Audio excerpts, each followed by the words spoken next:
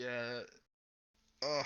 Hello and It's welcome it's back, hard. everyone, for There's anotk week there's of no some other way around it. spectacular 250% corporate markup, Valorant or you're just not action. getting one So right now. welcome and Let's Moxie predict back this. again. And Mox, we are I continuing actually got a the hunt for 30-90 Astra. We're end up going to get her in a hitting game full eventually. EVGA. I'm just hoping their so. weight I got list. to see her earlier in the week, Wolfman. Let me tell you, she's just a little bit extremely powerful when coordinated with a team. That's And since we are working. going to be I've seeing seen it team play, work. I believe it is a best of 3 I got today, lucky. I walked we into my definitely casino have and a won. chance Good. of seeing her. And I've got my fingers crossed. I know you do too. Certainly do. A lot of new abilities there that kind of have some unique interactions, some very powerful leanings towards that Astra. We were talking about the vulnerability of the grav wells and how that seems like a completely fair and balanced situation. Just like, yeah, you get no choice. If you're in that vicinity, in you go. Suddenly you're fragile, taking double damage, and then suddenly you're dead. It's definitely one of those things that you do have to watch out for with Astra. She's very good, very strong in terms of faking, but also because she can actually pick up her utility and move it anywhere in the round, she's very good at being able to hold up those spaces and then actually try and combat where people go for repositions. So definitely strong all across the board. However, she still has only been introduced in the game since, what, the 2nd of this month, and teams still might feel a little bit uncomfortable running her. They certainly might. And speaking of the teams, I guess we should go ahead and introduce the ones we will be seeing here today. Mox, it's going to be DRW Frag Traders versus Clutchital Group. Overall, 2-2 record for both these teams. Yeah, so both of these guys are movable objects going to be getting something changed on those win-loss ratios today. Someone's going to have to come away with a loss. Ascent will be the first map that we head to, and no surprises here. Jet already being teased over on the side of Clutchital. You do really want that verticality, right? Especially when it comes to being able to hold down places like mid with the ARP. DRW going to be going for something of their own to try and go for that initiation, and that will be Machu going to opt into the Reyna. So you do still have that curb stomp potential, but you don't have the same level of mobility to get that first early shot. You've got to be able to get the kill to secure your safety, whereas Jet doesn't have to worry about that. Yeah, definitely looking forward to seeing if that aggression is going to be coming out from the Clutchital group. Because of the Jet, we are still waiting for a few members from Clutchital to exactly lock in, as we can already see 5 of 5 for DRW. DRW leading really heavily into Sentinels. They're picking up the Sage and the Cypher alongside that Killjoy. So if they're able to actually get onto these sites, they are going to have so much in terms of utility to be able to actually hold that space securely down. And even when the sides flip, when they go into defense, Killjoy is just really good in Ascent because of the utility that you get to put down, which guarantees if they hit that particular site, either A or B, that they're walking right into it and taking so much damage that you set yourself up perfectly for the fight that's going to happen afterwards. And now as we look to lean in here on to Ascent, I'm going to be getting tuned in for this first round pistols, of course, as it always starts, Mox. And we're going to be seeing a couple ghosts and even a frenzy on the board, but those frenzies are a little bit more expensive than they used to be. Yeah, I used to be able to get the frenzy and the armor at the same time, but now that the frenzy's price has been increased, you can't afford to do that. And for really both of these teams, it comes down to that pistols. You want that economy immediately into your favor. For the defense, it's not really as important. You are able to hold down those spaces, hold corners if you do lose this round and go into things like shotguns and still be able to have a quite big impact. But for DRW, they have to immediately get that economy into their favor so that they can walk through spaces and keep themselves with that utility safe, because they're only running one agent who can actually smoke well, that's the Brimstone. And that means that you have to be able to keep a hold of much of that utility as possible when you get onto those sites. Now, as we can see, the attacking team not exactly all grouped up together. They're not looking to bum rush any of those sites just yet. They do have a little bit of a leaning towards A. Dufu on the Cypher trying to go in, but the leader coming out from the Reyna forces the Sage and the Cypher to have to take that corner just for a moment. Gives a little bit of reaction time for the defenders to get adjusted towards that A, but the attackers now kind of pivoting towards mid.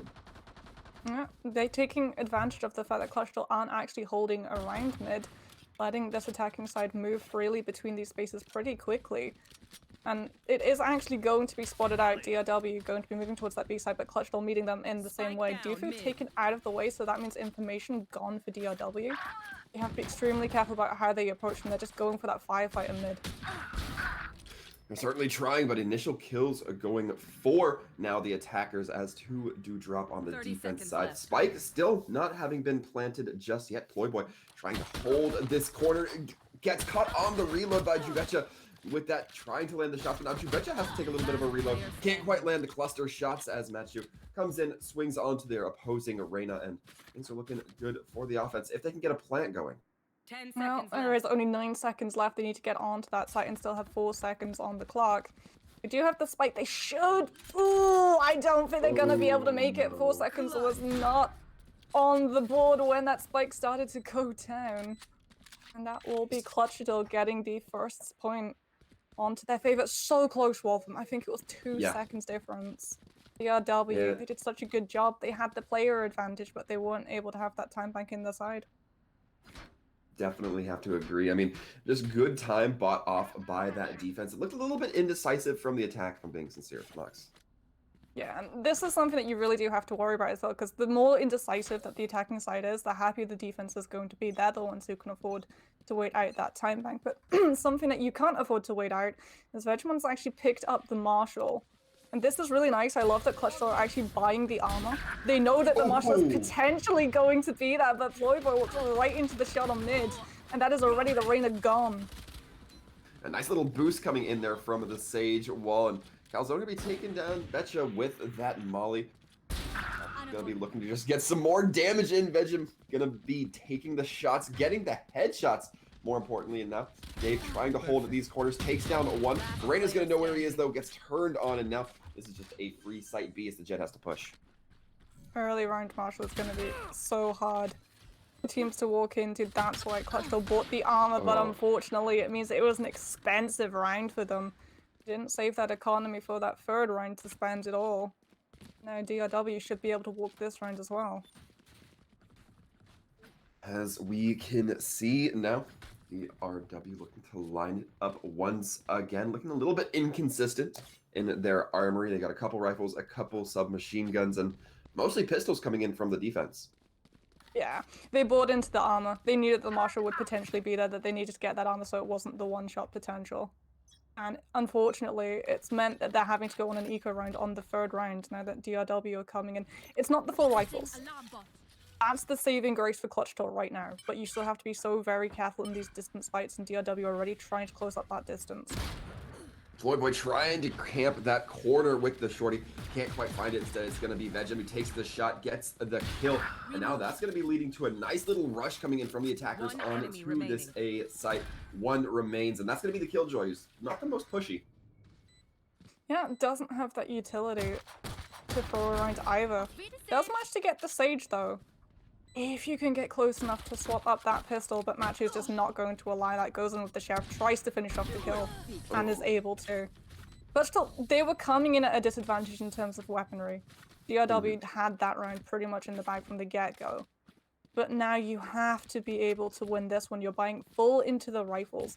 You need to be able to cripple the economy of the attacking team, otherwise we're just going to get through so much of the space for absolute free because you're not going to have the firepower to try and contest places like mid, which you need to have under your control.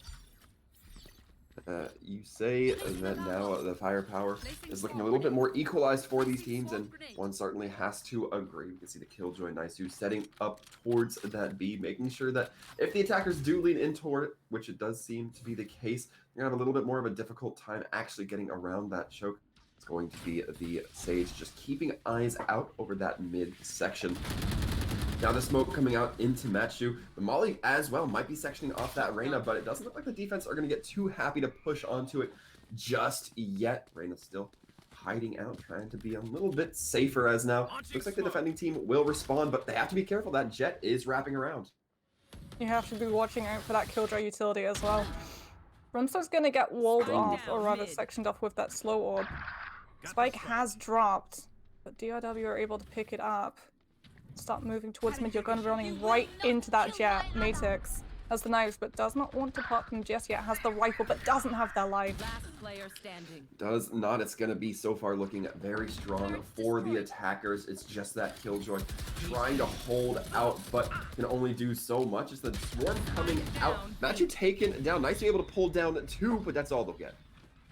Yeah, unfortunately, Clutchital, if they'd been able to get a kill in mid, if they'd been able to send their Jet Matix through mid and then actually pinch the DRW on that site, they would have had a much better chance in the fight, but you lose that crossfire potential, and there's nothing to stop the attacking team from just walking forward and collapsing into that killjoy. Clutchital, though, they're going to be coming in another eco for them. Shotguns, pistols. Matix does have those knives, which can still have that threat that DRW have to watch out for, but you've also got to be extremely wary. The knives are already going to be popped, but it has to find an impact. You have to try and get that first kill into your favor. You can't fall to the Reyna. An unfortunate spot in that you're going to be using that form to try to get some sight around the corner. Does see the opposing Reyna. Now going to be pushing up even farther into A, and there's only just so much you can do with a Bucky at that range. Yeah. Clutchital not able to use that space. Calzone is going to be trying to come through tree. Get close enough to actually be able to use that shotgun effectively, but Doofu wraps around, gets the brimstone right in the back, and DRW walking again with that point. This is the danger when the defense does not have that economy on their side wall from. The second that these fights get to long distances, places like mid, you're just not going to be able to find any sort of impact with things like shotguns. That's why you had your Jet not standing on mid, because that's where DRW have always been really aggressive towards, right? The Sage wall to make sure that they can check it with the Cloud Smoke to make sure that the Sage stays as safe as possible. Matix felt comfortable trying to find knives with the A site rather than mid. And that, you know, is going to make this defense even more uncomfortable because that is an off-height for the Reyna.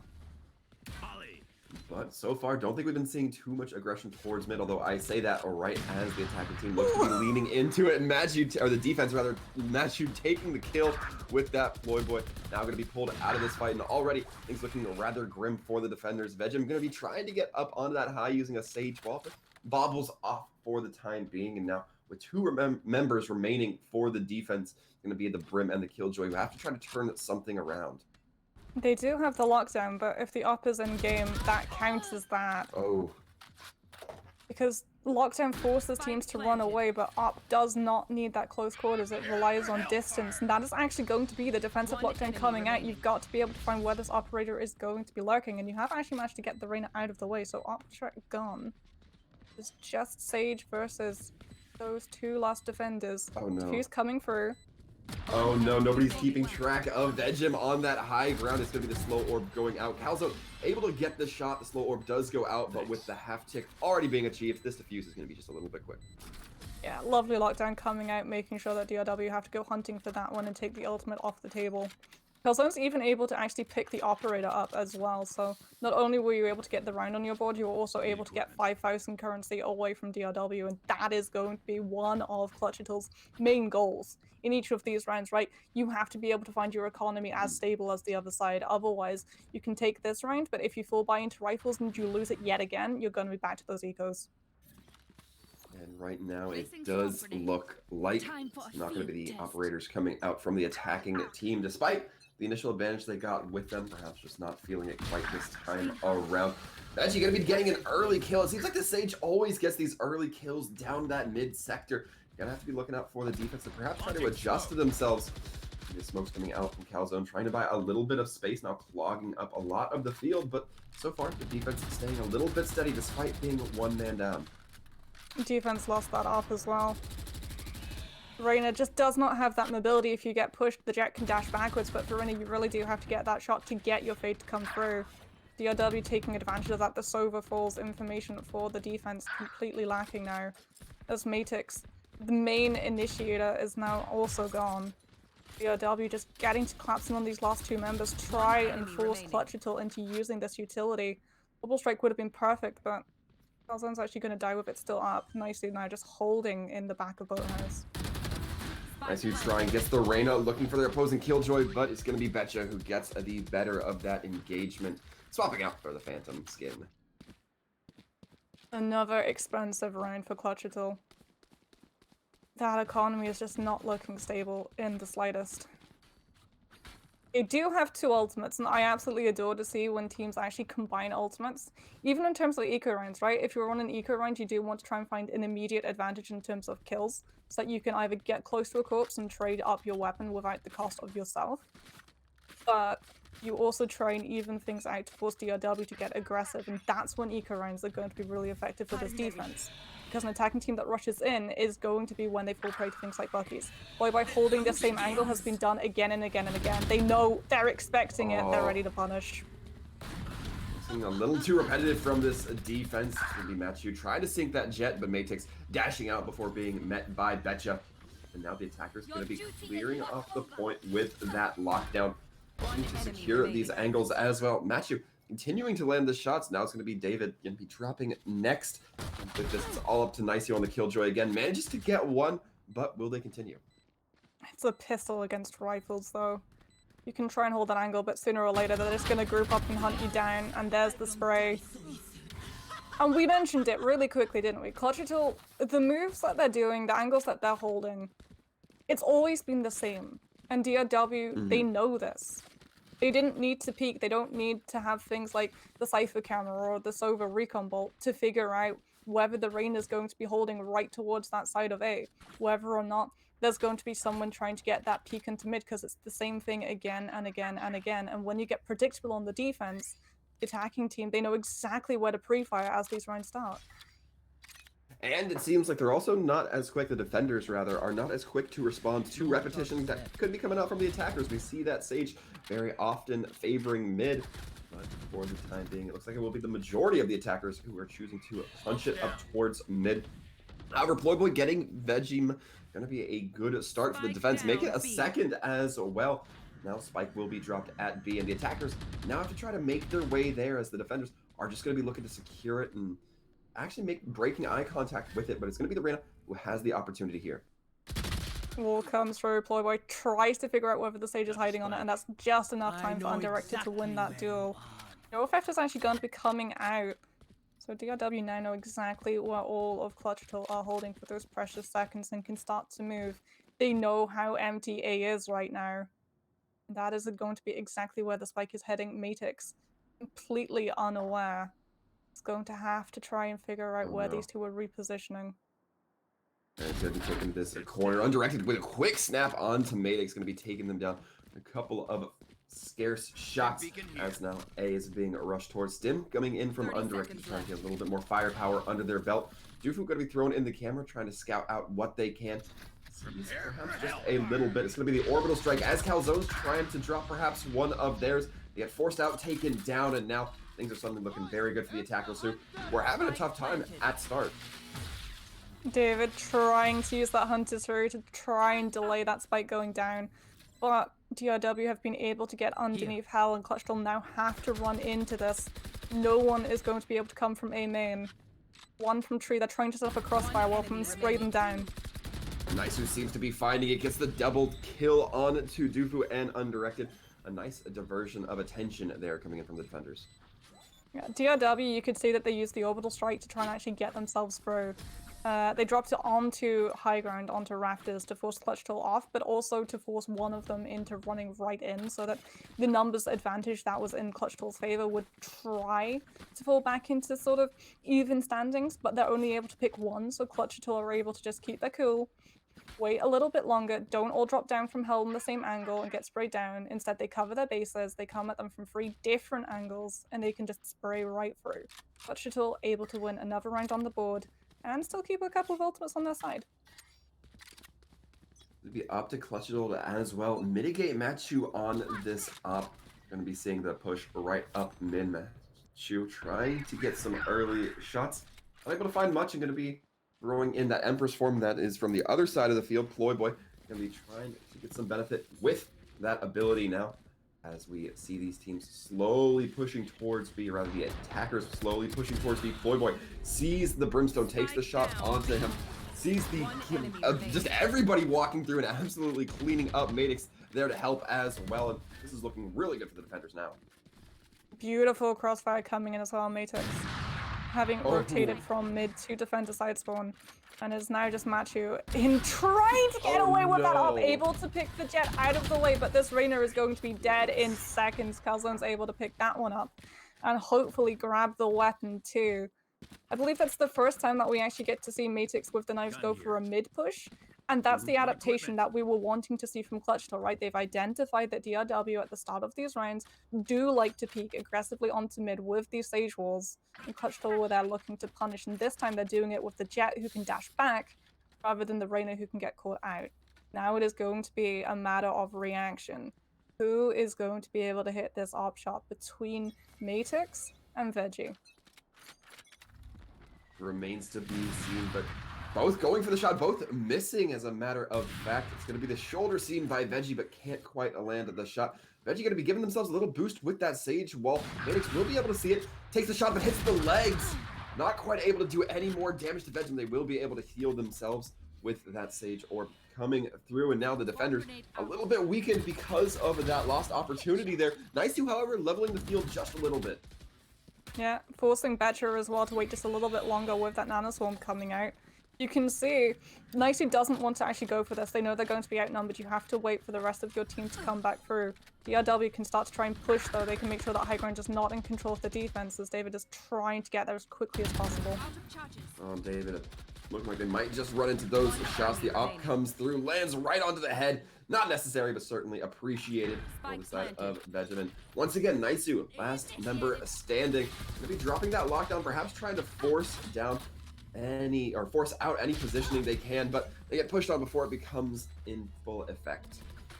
Yeah, unfortunately, you're always going to be walking into a crossfire. That's why the lockdown comes out, so you can try and flush DRW into you rather than you running right into a setup trap. Last round in the half. There is no point for Clutchital to hold on to this orbital strike, and we've seen that they've started to adapt to how DRW attack. I would love to see this orbital strike get held just a little bit longer, because now DRW, they've got 2 ops wall them. Oh no. If you're Clutchital, you really do have to be very careful of these long line of sights. You can't just peek down mid. That's exactly what the Jets attempting to do. Madix throws in a couple of shots, but gets picked out by Vegem. Vegem actually getting 2 off the back end of this. This is looking like a great start for the attackers.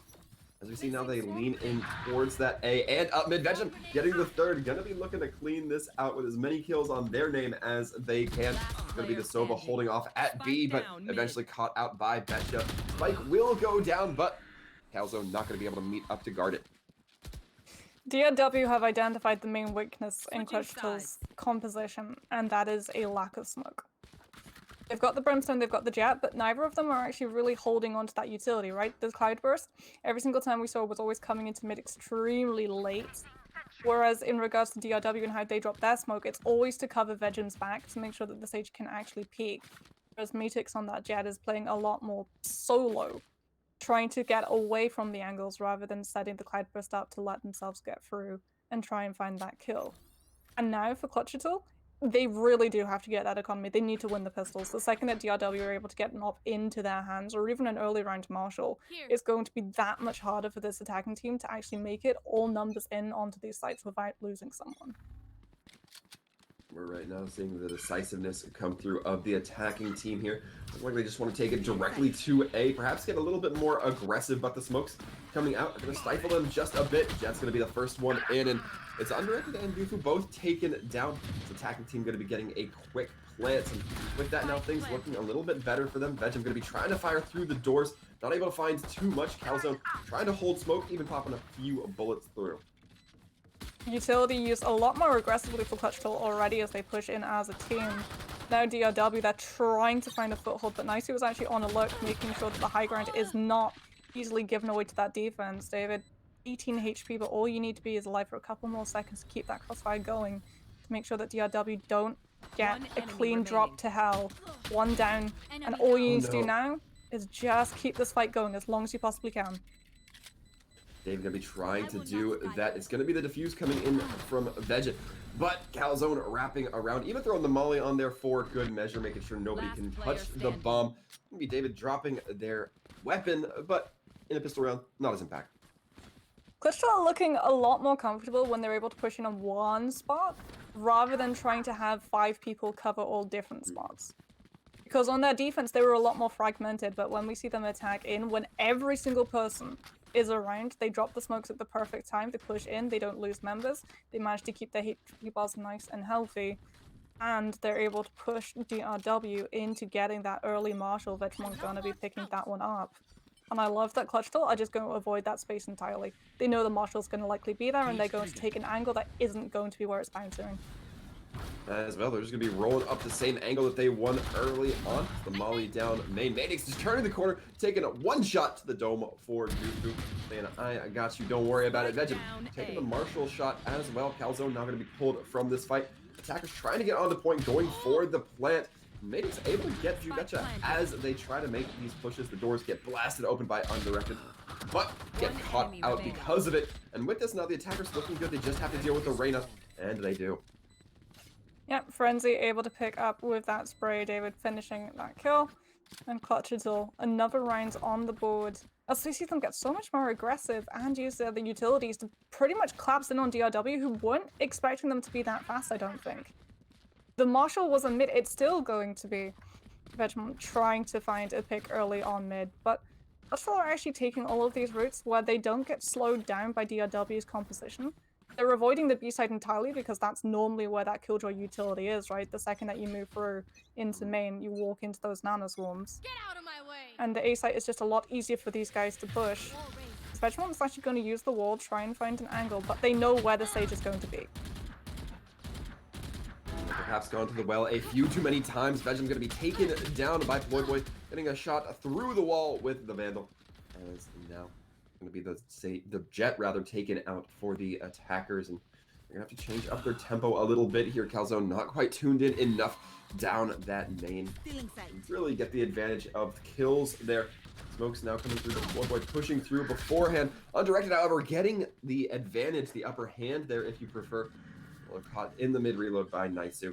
Now the plant is going to be going into effect on A as the defense looks to continue to oppress. Unfortunately, though, it is just going to be once over against Free. And you don't even need to wait for the crossfire. Clutchital, like I said, they seem a lot stronger when they push as a unit, and then when they try and take too much space, that's when things really start falling apart. We saw some really good play coming out, don't get me wrong. Matrix actually uses the updraft because they know that the nanoswarm is going to be above their feet. They can't just dash through it. They will lose so much HP that they won't be able to take a fight. But because there's actually no one there to watch their back, they get shot right in the spine, and there's no one to go for the trade. And then Clutchital, they're just in too much disrepair. They can't recover the numbers. And DRW just get to wait for the spike to go down and that recontest to come through because they know they'll have high ground, they'll have tree, they'll just be able to converge and collapse in. And already we're seeing Clutchital being a lot closer together. There will be one person sniffing around mid, but that's much more of a bait to try and force out that utility from DRW to make sure that they don't know that everyone's trying to rush down. But this is the same play that they've done every single round of their attack. DRW once again have adapted. Again, you can't go to the well too many times. The attackers are getting a couple kills courtesy of Naisu. Now it's a 2v1 type situation here. So it's going to be up to the Brimstone to try to take advantage of the fact that this Killjoy had their location revealed for a moment, but slowly we can see the defenders starting to set up a nice 180-degree push here coming up on towards the Killjoy. Spike is nowhere near nice here as well, so you can't even go for that money. Said you've got to win one duel and then take that next 51 seconds. And DRW, they don't know where the Killjoy is. You can see Dufu doesn't want to go too far from B. Likewise, Undirected doesn't want to leave that spike entirely alone in the case that the Killjoy is coming for it, and that does seem to be Naisu's play. Let's see if Naisu can take advantage of the Brimstone caught all by the Lonesome here. If they can. Nope, the corner turned too quickly by Undirected Naisu. Checking the other corner instead. With that, defenders are going to be holding him. A little bit of a tense moment there. 10-6, DRW nearing that match point. This Clutchital looking like they want to save a little bit of cash. It's going to be, oh nope, they're opting in for the full buy wolf, and this is going to be the push that I would expect we see the lockdown to come out, right? They're looking like they want to just rush straight onto that B, drop the lockdown, try and force DRW into a position where they have to go in that recontest. Danger that you have to worry about is if, in terms of recontest, you drop yourself a little bit too closely together. Orbital Strike can come out and catch all of you if you take someone like Boathouse. So for Clutchital, they have to be able to keep those numbers. They can't afford to lose someone as the Sage goes hunting, but Veg is still able to get a kill. Actually going to be able to get one kill. Matthew going to be getting one of their own. Now the orbital strike coming online will be the defenders Brimstone trying to zone out that area, as now the attackers are throwing in a lockdown, but doesn't quite clear off point as we still see a couple members coming in from spawn. Nice, able to just peer that shoulder of Vesha from the smoke, and with that able to get a kill in their favor, but only one member remaining for the attacking team. It's going to be that Sova playing on that wood pile, trying their best to have some discipline enough to get the kills here, but the question remains, will they? Well, there is a crossfire about to come out. David's able to get the Cypher, but not able to pick up that Reyna, and I've got to say that was a beautiful reactionary orbital strike coming out from DRW. Undirected drops it, and all of that momentum that Clutchital were hoping to gain when they drop that lockdown just gets completely removed because they can't move forward. If they do, it's right into the orbital strike. And now, if Clutchital move forward too quickly into mid, it's going to be right into Vegem, who, no surprises, has opted in for that operator. And so if you're Clutchital on a round like this, on a buy like this, you've got to be able to dislodge this Sage from afar without exposing yourself, otherwise you're walking right into that line, and the turret's actually going to come out just to try and figure out whether the Sage is holding aggressively on mid. As well, using that Cypher just to get a little bit of information there. Vegem caught out with their abilities, however, able to get the Mave wall up. Manix, however, a little bit too savvy for that. They saw which way then Vegem going to tape of the doorway and just immediately focused on that angle for the wall. Now, as we can see, the defenders are trying to hold steady here on A. It looks like the attackers are going to be backing up, going towards mid with just that jet. Holding forward on A, going to be slowly pushing, and Undirected takes them down, but it doesn't look like they're necessarily going to be reinforcing that A site. Oh, you weren't able to get through mid by the time that Machu was able to get that operator into their hands. Now you have to rotate the long way around, otherwise you walk right into that Reyna. Shot comes out, doesn't manage to hit. But they're not aggressively pushing. They know that that op is going to be trained on them the second that they do. And you've waited too long. The reinforcements, they're here. DRW already setting up a crossfire. Setting up the crossfire and going hunting as the Sova is going to be thrown into Hunter's Fury, just trying to shake something up. Doesn't really find their query as they would prefer, but does force perhaps a bit of a rotation coming in from Machu, who's just going to be leaving the rest of the team to deal with the kill as they just get their operator nice and safely away from the rough engagement. So for Clutchital, they needed to either move forward onto the A site the second that op goes down to make sure that DRW can't pick it up again, or they need to aggressively push on that Reyna. Because now, the op, it's still in DRW's hands. The problem, it's persistent. Clutchital have got to find a way around it. They do have the orbital strike. Calzone can drop that to try and dislodge this operator without revealing themselves and walking into that crossfire. But it also gives away your biggest card if DRW turn this into a recontest fight on a match point.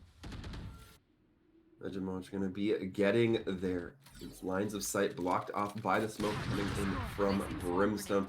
Nicely throwing up a turret, but immediately gets taken down. Going to be the Swarm Grenade trying to go out. Not seeming to find too much right off the bat, however. Now it looks like a little bit of a split push coming through here for the attacking team of Clutchital. Not really finding anything in their favor just yet. No weaknesses have been revealed by the defenders. Maybe Calzone pushing through that main entry. The doors are starting to close, but that's going to give the signal for Undirected to go in, take the angle, get the Brimstone and the Sova. And now spikes down on A, and the attackers have to push in. Yeah, that forces the Empress out from Ployboy, and Nicey was actually able to pick up Vegem as he comes out from Market towards that A side. Oh. But you still have to worry about Machu, who is able to get that Devour and heal themselves right back up to full. Ployboy does have a Leer left. That could be absolutely huge. You will be able to distract your target long enough, but the bullets have got to be able to pick them up in that time, and you can't get taken out by Batcher, who just waits for the Reyna to round the corner. And now Clutchital, it is just Nisu. One turret left to their name, able to pick out Batcher through the glass. Does not have the spike though, Wolfram. You have to go for those kills.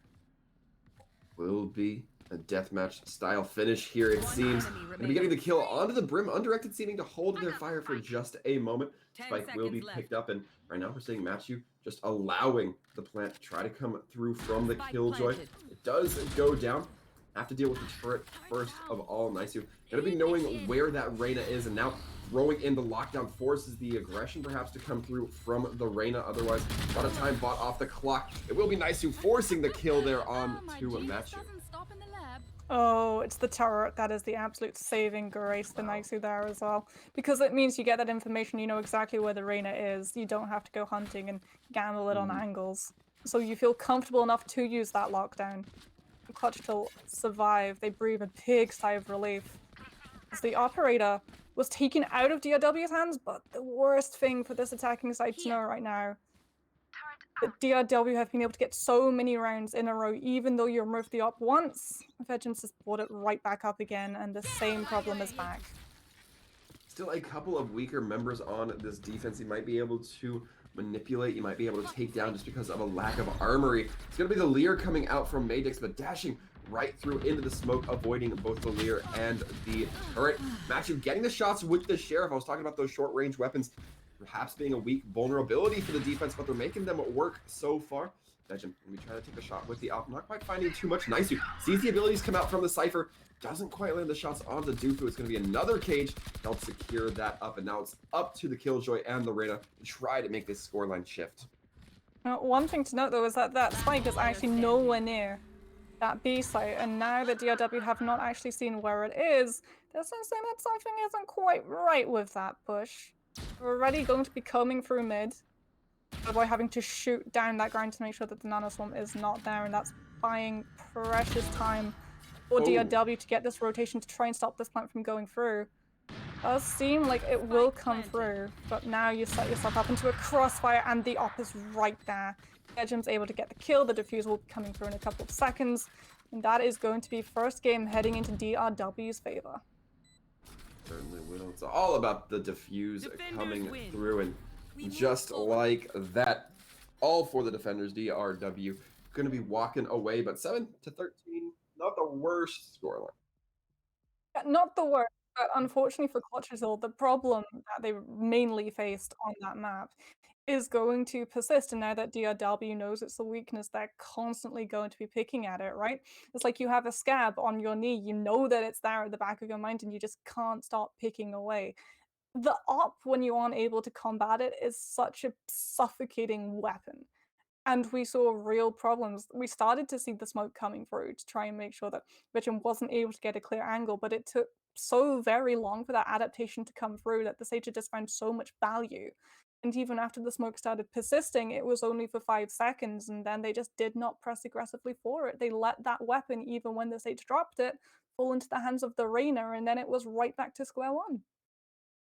Right back to square one indeed. And one thing I want to highlight here, for the side of Clutchital, is that one player I'm really fascinated to watch kind of proceed through this matchup with DRW is going to be Naisu. You know, normally we see those Jets, the Reynas, getting the highest, kill count on the leaderboard just because they have a very aggressive or a very one-on-one play style, but Naisu topping the board for their team. And I think we saw a lot of plays where Naisu was just the last member to drop, getting 2, getting 3. That really helped him out. Yeah, and Killjoy as well, you want them to survive as long as possible, because if the Killjoy goes down, the utility, the threat of it goes alongside them as well. And the lockdowns were really good. We saw them coming out in really pivotal moments, which was immediately able to sweep that side right back into the favor of Clutchital. The problem is that you only get that lockdown once every couple of rounds. You can't aggressively lean onto it as much as we saw Clutchital trying to pin all of their hopes on that one ultimate that immediately forces you to either go aggressive to counter it or just get out of dodge and give up the round. Yeah, certainly. And I think the theme that we saw coming in from these two teams, Clutchital perhaps a little bit more notably, was not recognizing repetition, or I guess repetition was kind of a theme we saw here that definitely led to some losses for the side of Clutchital, where really you got to realize that mid is going to be focused down. You have to realize both the enemy's the repetition and your own, because a lot of times they're just getting advantage taken of them because they just kept running the same play 2-3 times. Yeah, fool me once, fool me twice, fool me thrice, and you are dead in Valorant. And we did see the adaptation coming through, but it took just a little bit longer, right? Because the way that they were getting peaked in mid it was always the same. It was always the Sage Wall, and you could see the second that they actually started adapting around it because they started tracing the Sage Wall and associating the Sage Wall going up with the fact that there would be a Sage standing on top of it and using that to track the Sage's movement. And we saw how effective it was, right? When that Sage Wall went up on A site, and the Jet with the Sheriff is able to immediately use that, track the Sage's location, and pick them out before the Operator actually comes in to question in that fight. The problem is that it took them that many rounds to clog onto it. Hopefully, now that they've been in one match, they'll be able to see those signs a lot faster, and we'll be seeing this match go a lot closer between these two teams. Certainly hoping so, Mox. And as we look towards our next map, it's going to be what I would call the iconic Valorant map. Is going to be Bind coming through here. So, second map, how close do you think we expect this to be? Where do you think we see the most improvement coming through from Clutchital? I feel like we can see two sides to Clutchital, right? If they show the adaptation that they showed in the final rounds of Ascent, then we could see them coming in really strong, especially on Bind, which is all about trying to rush onto these sites, get in as quickly as you can, and turn it into that fight off the recontest. If we see them struggling to adapt and take as many rounds as they do to try and figure out the patterns of their enemies, it's going to be very much of the same because DRW, they're really on the board when it comes to looking at those patterns, seeing how the other team moves. And what's more for DRW, they also have a lot more teamwork when it comes to being able to act on them, right? The crossfires that they're able to set up, the fact that when one person goes for a peak, at least two other people are there either to make the trade or make their life a lot easier in terms of using that utility. That's something that we haven't really seen from Clutchital unless they're pushing in as a full team.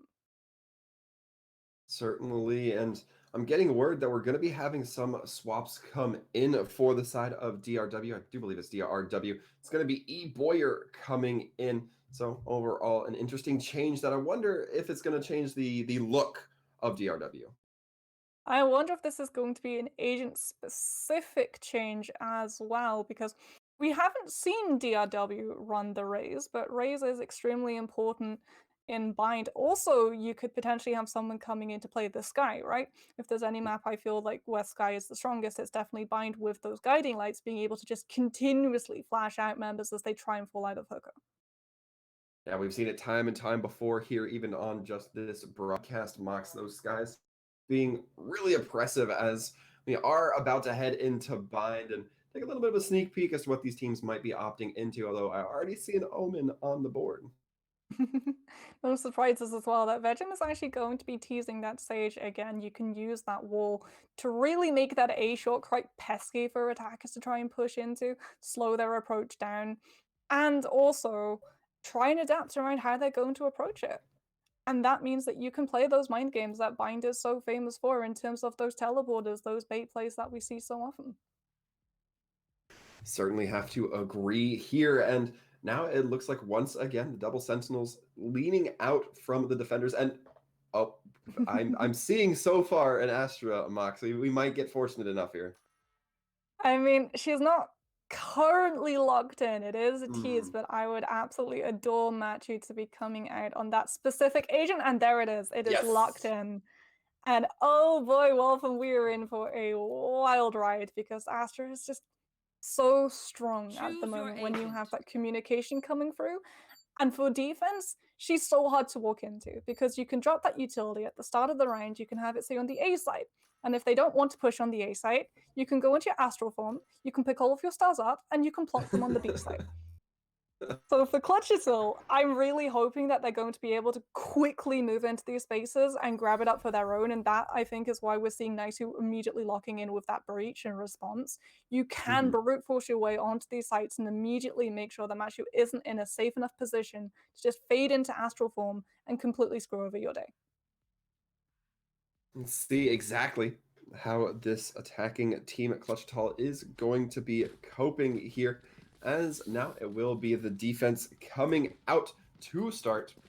And again, the Reyna, the Astra, all coming through for this defender side. It's looking pretty good so far. So much information for DRW as well. They're running 3 Sentinels, a lot of them. So the Cypher is going to be able to bounce on one site. The Sova's going to be able to look after the other. The Sage is going to be there to slow any rush play coming out from Clutchital so that Matthew does have that time necessary to set the Astra utility up where this team is actually going to be pushing. It is going to be extremely hard for Clutchital to make any sort of play that DRW aren't 5 steps ahead of them at every turn. And one thing I wanted to make a mention of is Nice2 not on the Killjoy this time around, instead on the Breach. They're going to be tossing the Killjoy over to David. As now Madix going to be on this Raze, looking to get some sort of advantage over this Sage wall. It's going to be the grenade that goes out. Not quite able to find anything. Going to be Vegem going behind the safety of those smokes, taking a little bit of a stun from the Breach, though. Good opportunity for the attackers to push in, although they can't quite make it connect. E-Boy able to take the shots and get the kill on the Ploy. With this so far, the defenders looking to be in a solid situation, but they do pull the reinforcements from A as the teleport comes through. Here comes that bait play that we see so often on Bind, but DRW are going to be able to rotate quickly. If you want the Cypher camera, immediately going to catch that spike, so they know this is where that spike will be going down. And Matthew can just drop out from high ground. Spike does go down. Breach going to be able to actually pull out the flashpoint, and Matthew's completely shooting blind right now, but Nice2 still not able to win the fight. Nice not quite able to win the fight, and now they have to take a fight a little bit more unfavorably. Now to be trying to back out, caught with their abilities as Matthew turns that corner and lands the shot. Now it is just David, who has actually opted off the Sova and going for the Killjoy. Has been able to wrap up, but unfortunately not able to get that diffuse out of the way. DRW walk away with the first point on the board. And we start to see quite how annoying Clutchital are going to be finding this Astra, because Vegem was able to get an extremely aggressive escape from Hooker, right? The Sage Wall comes up, Mutix tracks the movement, we see the adaptation coming through, but the Nebula comes up to disguise Vegem's escape, and the Sage gets out scot-free. Yeah, it's a double-edged sword, right? If you're getting chased, you can just use the smokes to get out free, or if the attacking team gets the kill, pushes through that hookah, it's a grab well, it's a flash, whatever you like it to be. So much capabilities coming through from that Astra, but now, as we see here, it looks like the attacking team, Clutchital, going to be trying to push up towards that A site. Already Omen taking quite a bit of damage. Not quite sure if I heard exactly how that happened, but it's going to be leaving them reeling just a bit. Spike will be dropped towards that mid, right towards the entryway to hookah, where it now looks like the attackers are leaning into. And Diffu is going to be able to spot out that movement with the camera. There we go. Clocks the raise. Matix going to be trying to get onto the site, making sure no one's hidden behind corner. This is going to come out, guarantee that they are able to safely move from hookah onto that site. But those stars are still right there, just waiting for Matthew on that Astra to activate them, and already Matix made vulnerable. Those stars might be able to provide a lot of cover should the defuse have to come through from the defense here, and the attacker's already down one, certainly not a spot they'd like to be in. Vegem on this hookah stand, ready to push through. Gets caught out by the turret a little bit, eventually pulled down by Nice2, getting a double kill with the classic. David trying their best to hold out, but there's only so much one Killjoy can do. Only so much classics can do against SMGs as well. DRW able to walk away with another point in the bag. And we're already seeing adaptation coming out in terms of when you run the Astra rather, and where you stand. Astra's doing a very good job of actually keeping themselves safe, so that when these fights start to break out, when they start to move, the Astra can just immediately go into Astral Form, and Clutchital aren't able to get close enough to that agent. Actually make sure Astral Form is not there. And that's something that Clutchital are going to have to try and find out as well. They have to get into these spaces, but they've also got to make sure that Matthew gets caught in the crossfire. Otherwise, these recontests are just going to go so quickly into favor of the defense. Boy are going to use Leer, trying to make sure that no one's pushing through showers, and that means that Clutchital aren't actually going to have a crossfire set up as they move through that A site. This is going to be dangerous for them. Certainly going to be quite a bit risky here as we see the abilities trying to come through. Going to be the smokes coming in from the Omen. Veggie trying to get lifted up to the high ground, trying to see over those smokes, but instead just goes to meet the shots from a Vandal. Things looking so far so good for the attackers, but Nice2 getting taken out as the wraparound going in through showers. Lorena trying to move in, going to be doing a dual push with the Sova and the Cypher, as now E-Boy are able to take down the next, and the attackers have to be really aware of where that rain is going to be coming from. Looks like Madix tries to go for the kill, but E-Boy just a little bit too sharp. Calzone is able to catch Dufu as he comes out of vents though. Uses that fade to get themselves safely in, but E-Boy was looking for the Reyna and is able to get their mirror out of the way. It is just a Killjoy David trying to hold that angle. Able to try and shoot. There we go. E-Boy are taken out of the way in the middle of that defuse, but Jubachi now knows exactly where the Killjoy is. Fragile going to be activated, but you don't have to win a fight. You've just got to have enough time. It's going to be so close, but it should be there. Seconds or two any later, and that would have gone a completely different direction, Mox, but a nail-biter of a round there as we look ahead. Both teams are going to be a little bit scrapped for cash, but they'll be making it happen. Matchu so far not upgrading off that classic, and will be going instead to the Sheriff. Yeah, no surprises that Clutchital is trying to go for that full rifle play. Both of these guys want that economy into as stable a condition as possible, but for Clutchital, they need to be able to close up this distance and quickly. Otherwise, DRW are going to feel safe enough to invest into that ARP, and then pushing down places like A is going to get a lot harder. Also, trying to take that fight in showers is able to let Matix get that trade. Already 2 players out of the way for DRW. The Sage is gone. And that means that that stopping force, the thing that's always been preventing Clutchital from getting momentum as they move towards one of these sites, is gone too. As we look ahead, it's going to the attackers sizing up what path, what route they want to take here. And it looks like B is the inclination, and we can see the defenders all huddled up at A, but there's still a lot of information, a lot of resources committed into B.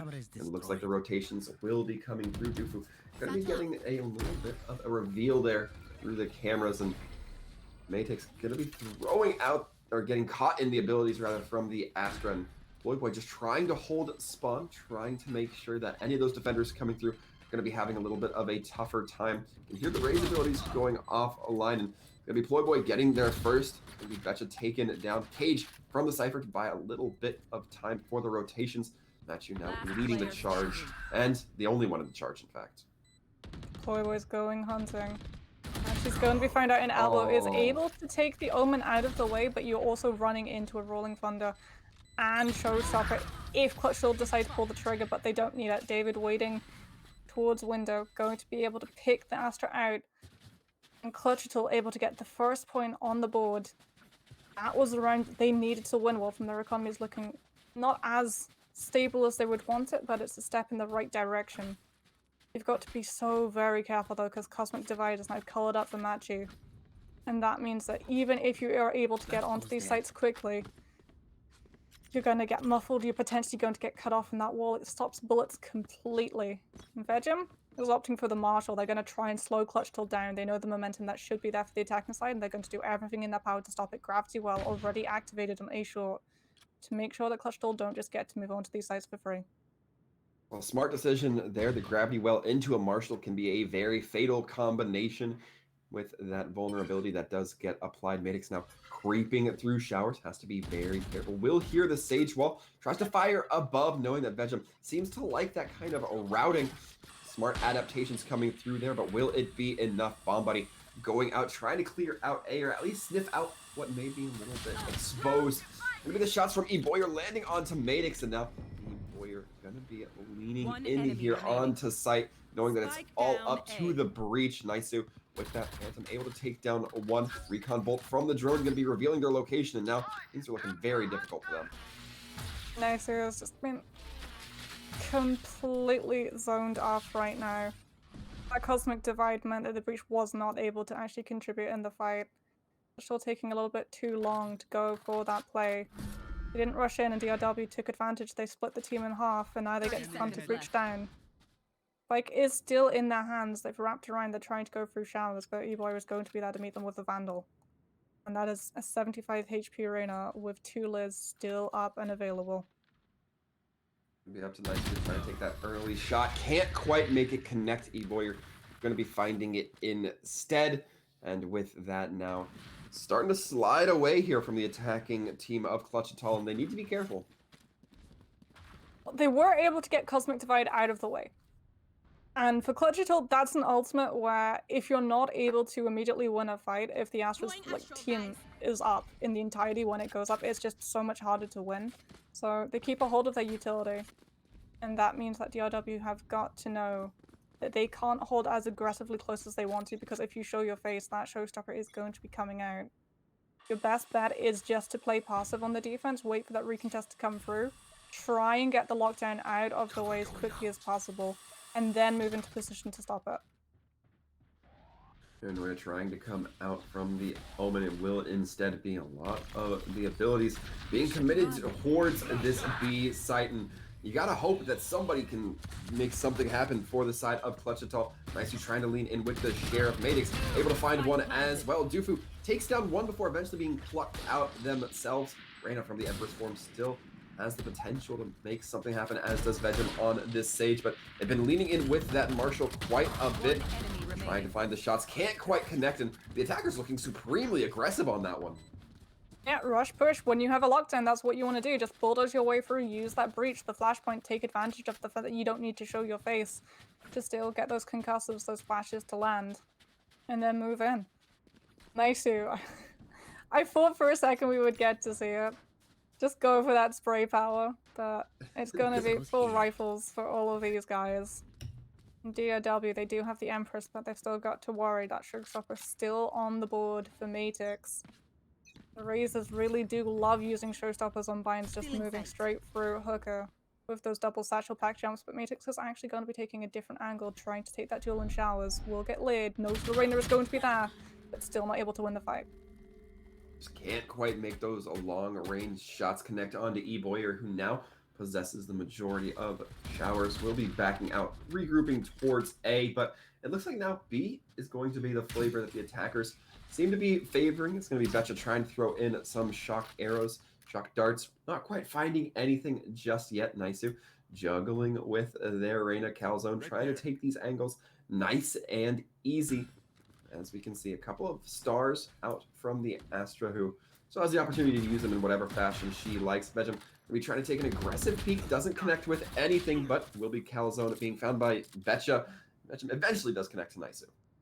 Yeah, no crossfire setup, peeking through garden means that Vegem gets to completely spray down for free. Because no one was trying to contest Hooker at the same time and draw the defense's focus. From the shadows, actually going to be used to try and plant on A, but Matthew, here's the stank, he goes hunting, picks the Omen out. And now it is just a killjoy on A short, and Matthew will finish him just as quickly. DRW, another round etched up on their board. Very surprising there. A lot of times we see the From the Shadows just being used to like scout out, but this time, nope, very aggressively trying to relocate that bomb and go for the plant. And I'll tell you what, Matthew was not having any of it. You don't even manage to complete that spike plant, so no currency awarded for planting. That's really what Clutchital were wanting, that economy. DRW is able to stand in the way of that as well. Full rifle's going to be on the board for both of these teams, but it's a lot more important for Clutchital to walk away with this one in the bag than it is for DRW, whose economy is looking a lot cleaner. And that is a brilliant start. E-Boy goes for the same aggressive peek through showers, and Matix can punish. This is the kind of adaptation we were talking about, Mox and Matthew. Gonna be throwing out some abilities here. Hit by the Paranoia, and opens up a site for the plant to come through. Now the attacking team, again, coming in really aggressive. You gotta like to see that capability. You do still see the Breach ultimate on line. Has it in pocket, but Madix getting taken down levels the playing field a little bit. Betcha taken off the high ground. Keeping keen eyes there from Calzone. Field going to be split in half by the Astra, seeing exactly how they intend to use it, but Matthew taken down early on. A great opportunity coming in here from the attackers, and again, the aggressive team, or the aggressive attacking side of Clutchital wins. Cosmic Divide is a weird interaction with a lot of agents. Stops bullets, but doesn't stop utility. And so, and you can also freely move. You saw the agents passing from one side to the other. So Clutchital able to take advantage of that Cosmic Divide actually, because it muffles sound. So DRW, they're just as blind as that other side. The only thing that it does is stop the bullets from coming through. And the second that Clutchital closes up that distance, they've got the numbers advantage. They know that they're not getting pincered from a short. they can push right into the front line of DRW and get another round in their favor. Showstopper still in the hand for this raise, Rolling Thunder as well, but oh, you've got to be careful as you peek down low. Bet you're holding the angle. This is something Clutchital weren't expecting. They're not used to the Sova being the one with an up, nor that angle playing bouncer, and now they've lost one. Going to be seeing now the attacking team reeling a little bit after that shot. Smoke goes up from Astra. Calzone able to take down Vegem. Does level the playing field quite a bit. Reyna, however, taking her lumps as well on the attacking team. They might want to be a little bit cautious here. Empress form. Speaking of Reyna's coming out from the defense, as now it's going to be DRW trying to hold the wraparound coming in from the attacking side. The defense goes to meet them. Yeah, Clutchital should get there a lot faster though. They were able to use the teleporter for that spike, but they're being a little bit slower to make sure that DRW cannot get any early kills. Already trying to clear lamps. Defense actually going to use the Cypher cage to get themselves safely from that high ground onto the side. And that is all the crossfire that DRW needs to go hunting for this last remaining raise. Clutchital not playing with that information, not knowing where DRW's full forces were, had to slow down, weren't able to get that rush push that they wanted to. Ooh. And they Important to note here, Mox, that the operator still in the hands of the defense. Betcha able to keep hands on it the entire time, despite that rotation that had to come through. So still a threat that now the attacking team is going to have to be wary of, but do they pay us the same attention to be long remains to be seen. This is the danger with Clutchital's composition as well, right? We saw it on that last point where their breach had to peek Batcher. And they were the one to figure out that the operator was that they don't have any form of information other than that Killjoy to try and set that turret up and figure where the op is hiding. And now you're going to run into that same problem. You have to face check these angles. And that means that DRW can take advantage, that Bencher can try and find that first shot. With those recon bolts, those information, you're going to know where you're going to get pushed. We're going to hear the ultimate come out from the breach, trying to lock down that B point once again. And just like that, we're seeing the attackers rush onto point. Madix able to take down Vegem with that showstopper. No Sage healing available, or the res, perhaps just as importantly. E-Boyer, however, wrapping around into Hookah. They get this position. We've seen them kill time and time again. Attackers have to be very aware of this. E-Boyer gets one, but is eventually put into the dirt. Now, as we can see, the Cypher and the Sova both have the opportunity to gain some information, but a little bit of a limited time to do it.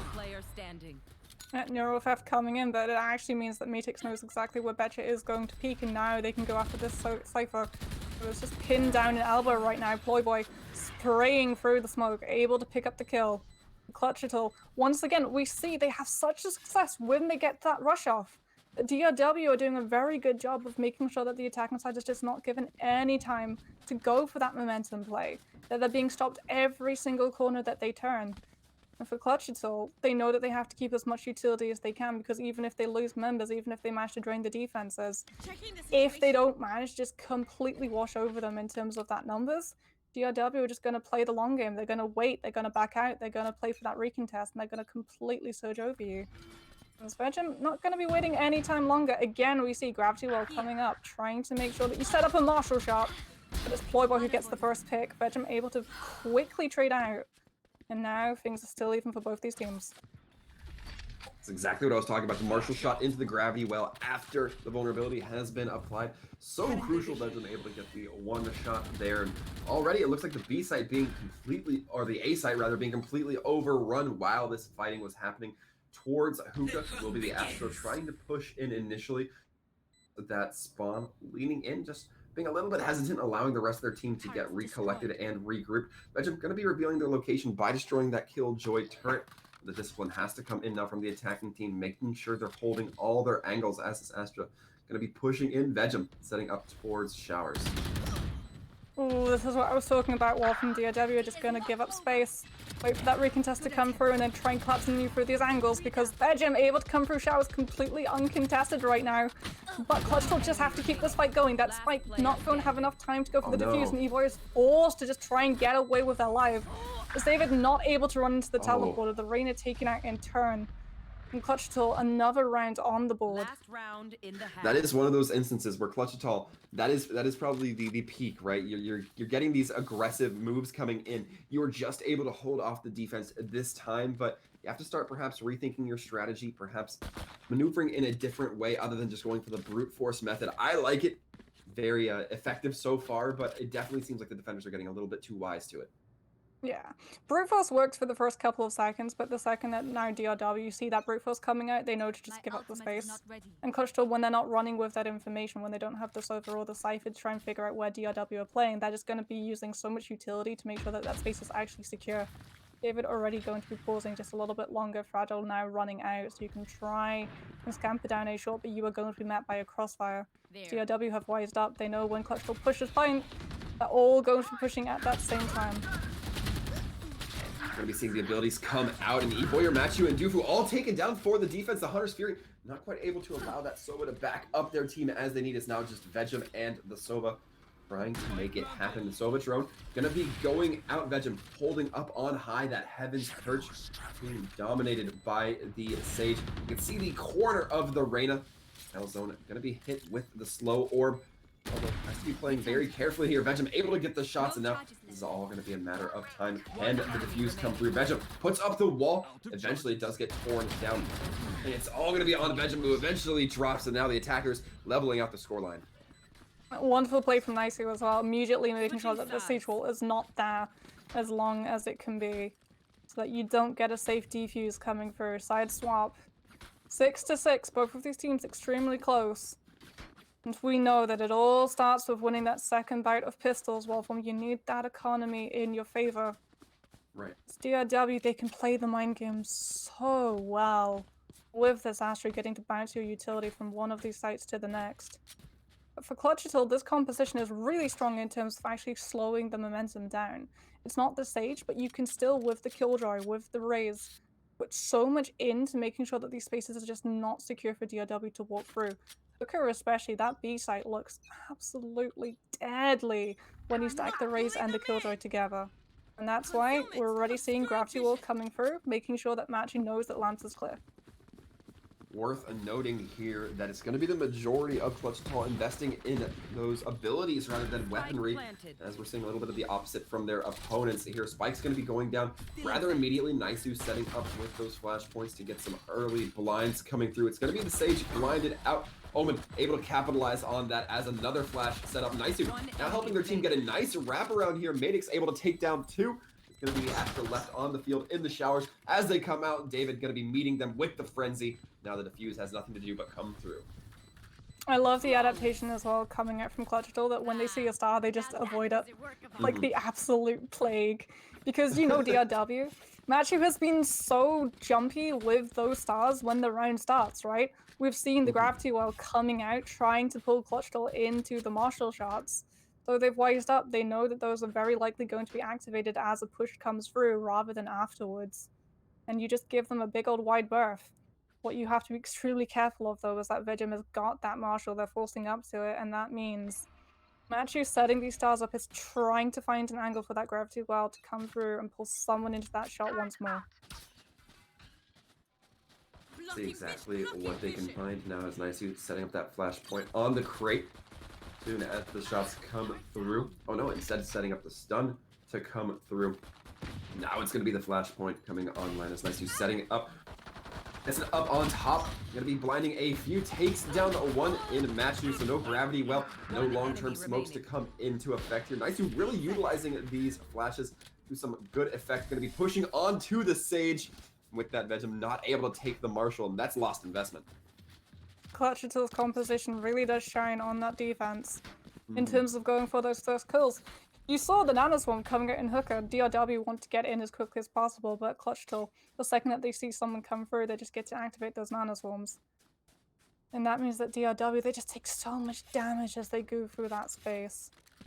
Cypher is good for finding out that information, but it takes time to set those things up, well, from time to sit on your camera, and that's time that Clutchital are making sure DRW don't have. Both of these teams going to be investing as much economy as they can into this round. DRW opting into full rifles despite having forced up onto the Marshall. The Clutchital, if they lose this round, yeah, they lose a point, but their economy will still be a lot cleaner. It's just going to be a matter of how many guns you can get out of the hands of DRW as they come through. And now we see the attacking team leaning in towards Showers on A. Looking to get some aggressive push going through here. Not wanting to push into Naisu this time around, perhaps, but instead it will be the first kill going on to Ployboy. That Omen smoke not going to be a factor here. Naisu has a couple of the flashes, throws them out, but not quite able to coordinate with their team, find exactly what they would like. Vegem gonna be forced to relocate behind those crates, and the grenade goes out to try to flush just a little bit. Vegem able to walk away with just a tick of health, and now with David, it's all gonna be a question of how long can they last, who can they pull away from their weapons, and the answer is only one, and it's Eboyer. And again, Machi's able to come and move into astral form and drop a smoke. The nebula comes right over heaven, and it means that the Killjoy is completely zoned out of the fight. And then when you're able to drop down, David, so many members from Clutchital have already fallen that you're just not able to do anything else. DRW able to win that round. Clutchital this time will be opting into the rifles. Remember, they had kept their weaponry from that round previously. Their economy still looking a lot nicer. But for DRW, Bulldogs coming through rifles, they want to take this point as quickly as they can. Clutchital trying to set themselves up. Flashpoint comes through. Trade comes out, but you've lost the raise. That means that you can't control Hooker as strongly as you want to. The Nanoswarm should still be there. I'm actually trying to move through. Knows that someone's going to be hiding, picks out a couple of shots through the wall, and starts moving forward despite it. David gonna be caught out there through that garden's entry. As Naisu once again holding up that flash to try to catch somebody on these rotations, but it may be that the attackers are a little bit aware of this at this point. Naisu been leaning on these flashpoints a lot, it seems. Does go for the initial shot. Gonna be taking down Machu with a nice wraparound with the remaining member, with the Reyna rather. Betcha who takes the shot there. Calzone forced out of location by the Hunter's Fury. Gonna allow Eboyer to get the nice setup. Ployboy, now the only member remaining, has that Spectre in hand against two Vandals. It's a tough situation to be in. Does have one paranoid to send through, but doesn't actually use the utility. Tries to peek and take the duel dry, and Eboyer is able to win it. DRW able to get an 8th round on their side and equalize this score. Clutchital still holding Showstopper, Orbital, and Rolling Thunder, but their weaponry is going to be a little bit weaker. Shotguns coming through, 2 players having to go onto those sheriffs. And that means for DRW, they have to know that these defenders are going to be trying to find angles, hole up behind crates, behind corners, take this fight as close distance as they possibly can. Gravity Well already coming through early. Ployboy with the buck. He tries to find the Astra, and Matthew walks right into the shot. Gonna be a nice shot coming in there from Ployboy, and Eboyer and the Sova. Betcha are gonna know that the Bucky is taking possession from Calzone in that Showers area. We need to try to take a little bit of a wider angle here. Calzone not able to find much more beyond that, so now defenders down 1. So Lear goes out from Eboyer. The flash now coming in, gonna be stunning them out. Eboyer can't quite get the rotate onto Ployboy, and we'll be picking up a rifle because of that. How much value can they get for it? Guardian and Vandal versus Phantom and Vandal. Madix trying to find the shots, can't quite connect, throws out the grenade just to try to force some relocation, and Madix taking that corner extremely proficiently. Yeah, Matix able to flush the Cypher right into them with those paint shells.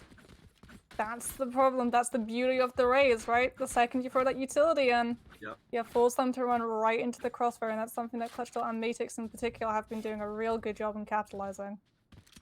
That's the same level that DRW are looking for with these very early gravity wells coming through to check lamps and try and put someone in, but Clutchital, now that they see those stars, we talked about it, they've adapted around it. They know that lamps is not necessarily safe for the raise to hide in, so Matix is much more content to stay on this B side. But you don't tend to see that raise stay. Normally it's the A short, with the Killjoy being the one to lock up Hooker. As we look ahead, it's going to be the paint shell going out from Matix, making it a little bit more threatening to push in here.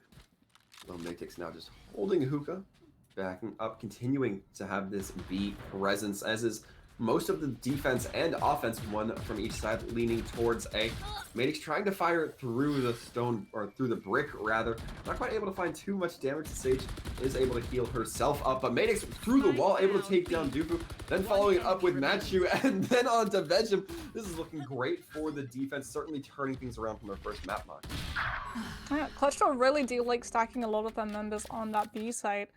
DRW don't really try and bait anyone through. Eboya was sniffing around the A side but wasn't making noise. So Clutchital wouldn't put into the paranoia throws that the defense should be, where you try and move your pieces around because you don't know where that spike is going to be. The second spike goes down on B, they know anything that happens on A is just a bait. Eboya does have the Empress, but it's 1 versus 3, and with 30 seconds left, spike right down, you're going to be walking right into a lay. You just try and take the gun through the next round. And even that is not going to be allowed to happen. Yeah, David getting the kill there onto the Reyna. Good opportunity here for the defenders to start to pull away. They were lacking a little bit in that first half, Mox, but they've come back with some severe proficiency. For DRW as well. The problem for this team, usually it's getting onto these sites, getting through this absolute gauntlet of utility that Clutchital are going to be throwing their way. Now it's not just about approaching one of these sites, it's about keeping it locked down, because, well, lockdown is available for the defending Killjoy. Chances are that B site is looking a lot emptier than it usually is. If DRW wanted to push onto the B site, Clutchital would just let them have it. Wash their hands off the site for just long enough, make sure all of your members survive the recontest, so that when the lockdown comes through, everyone is alive to try and capitalize. Let's see the Empress form coming out from Cal Zone as they look to continue to hold this A site. A lot of force being put into this A site, but keep eyes on that Wraith. She's slowly starting to wrap around through attacker spawn. Cal Zone takes down the Astra. Dave gonna be getting the swarm grenade kill onto Vegem. Great opening for the defense once again. Feels like we're always saying that these last couple of rounds. Reyna trying to trade shots with the turret.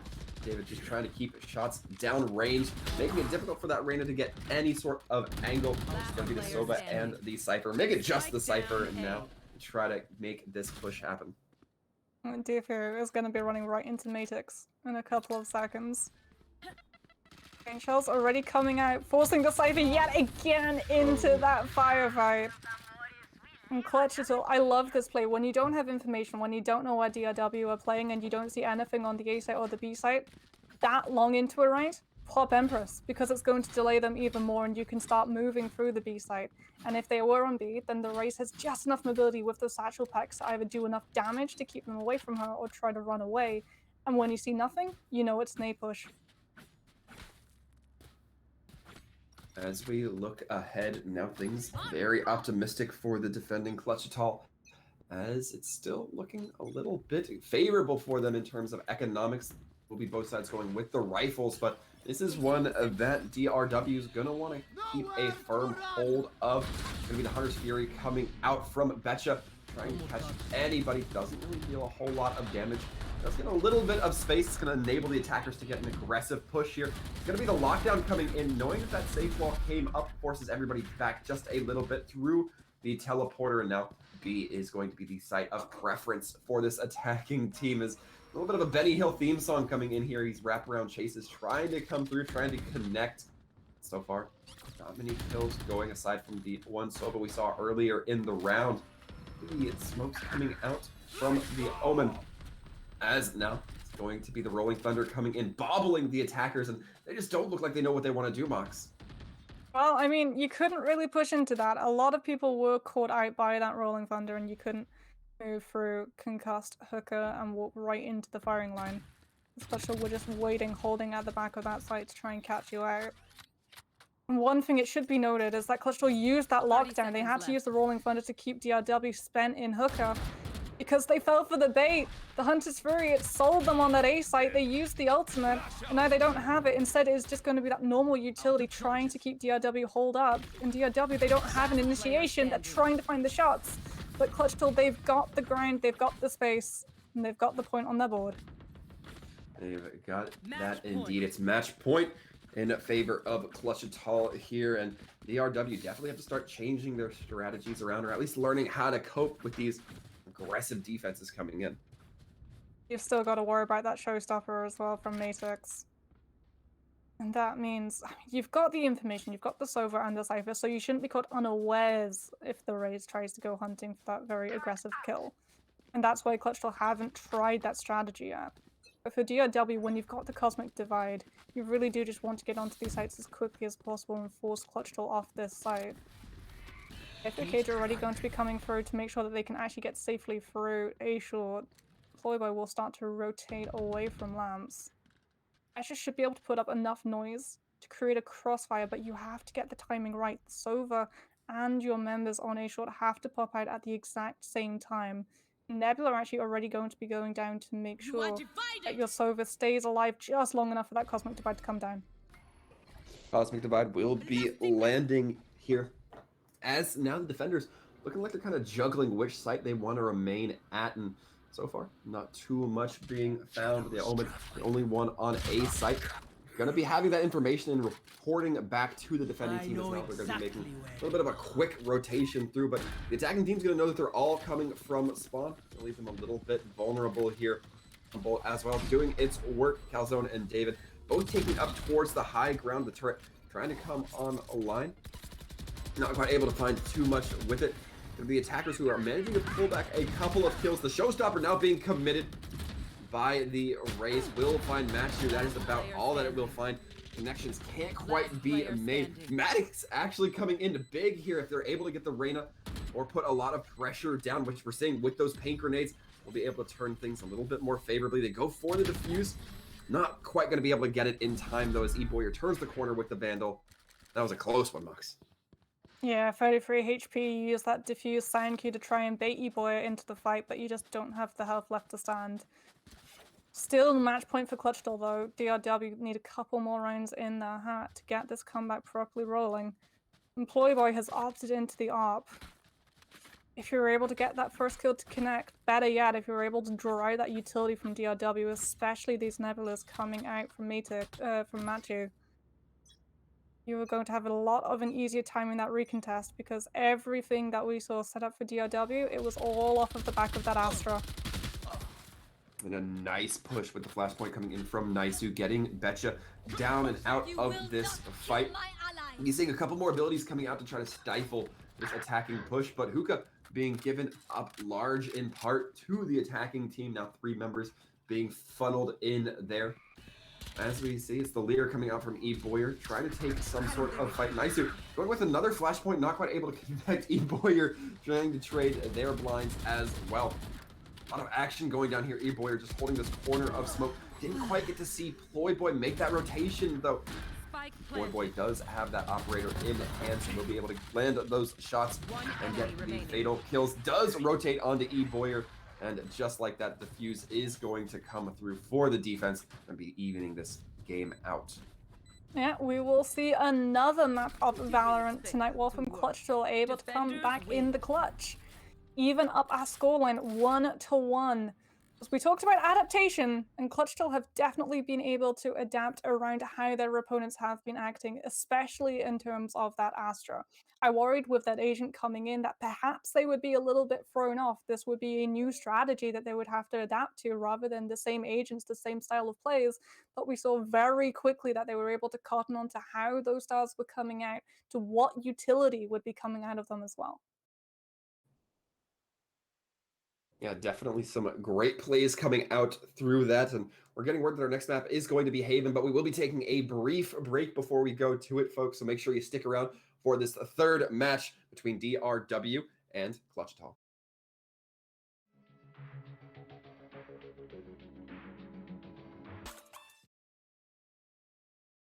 Hello and welcome back, everyone. We are on our third map, DRW versus Clutchital, Sir Waltham and Mux.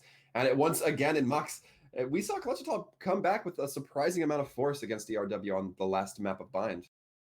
We did. I mean, their composition was extremely strong in terms of defense, right? They were very good at slowing DRW down with the Killjoy, with the Raze. They could both take command of a lot of the spaces. But more to the point, we also saw DRW run the newest agent, Astra. And while they looked extremely strong On the defense, the attack was just a little bit harder for them to pull off. And heading into this next map, which is going to be Haven, I wonder if we're going to see them try to run that Astra again, or if they're going to stick to something a little bit more familiar. Well, it's curious to me, Mux, right? Because the Astra can only play so many of those star abilities, and there's a lot more points to cover when it comes to Haven, so you kind of have to commit your resources there. We'll end up seeing as these character selects are getting locked in rather quickly.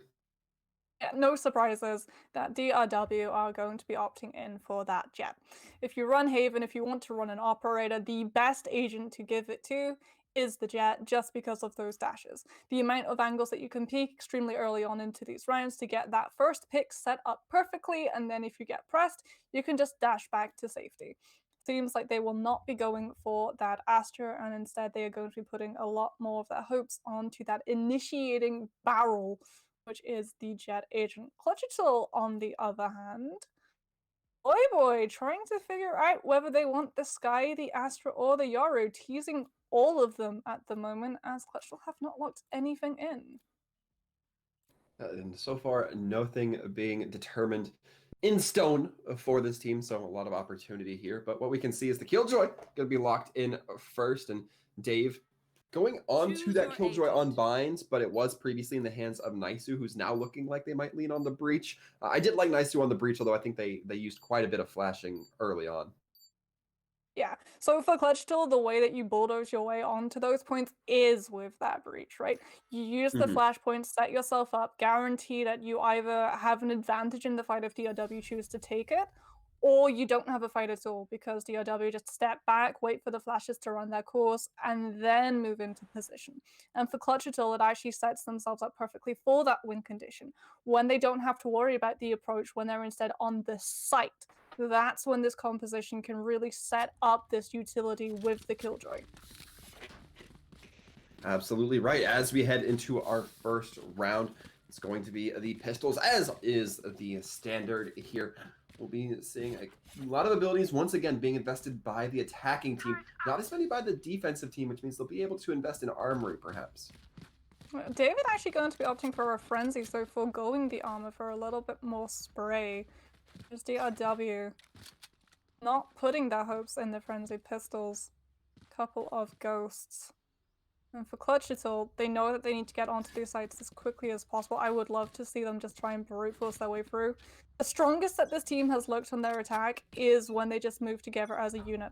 When they try and hold down too much space, that's when they can sometimes run themselves a little bit thin. With Haven having 3 sites instead of 2, they're at a real danger to do just that. But you can see they're trying to hold very little bit of this map, and DRW are the ones a little bit short in this fight.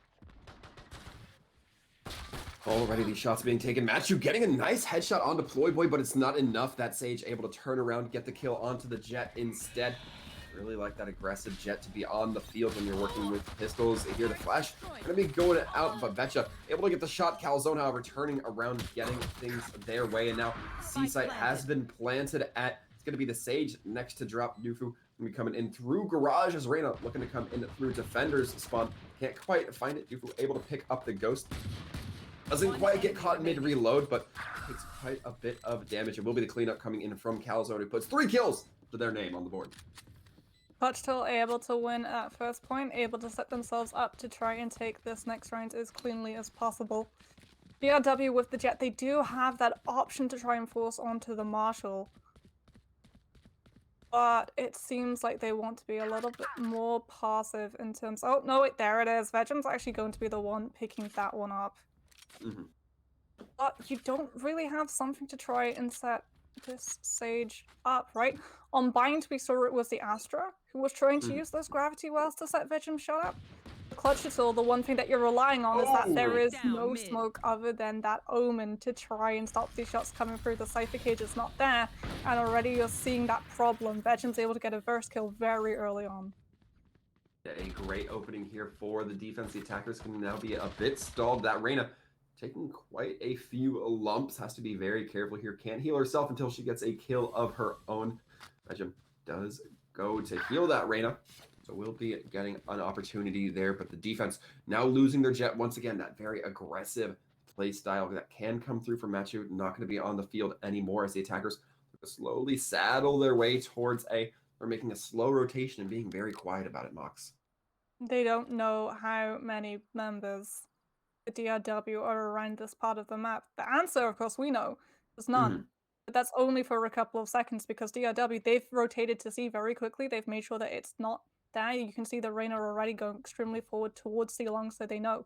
Is C site checked off? B site checked off. It's got to be that A, and the Brimstone will be there. Dufu 30 going seconds to be able left. to move through high ground and drop a little bit of smoke onto their heads if they're able to stop that plant from coming through. But Dufu revealed before they can get the shots out. Swarm Grenade going in from Dave to buy a little bit of time and space. Healing goes out onto Calzone, but it's not quite enough. Nice holding these abilities, just waiting for the correct moment. Nice push.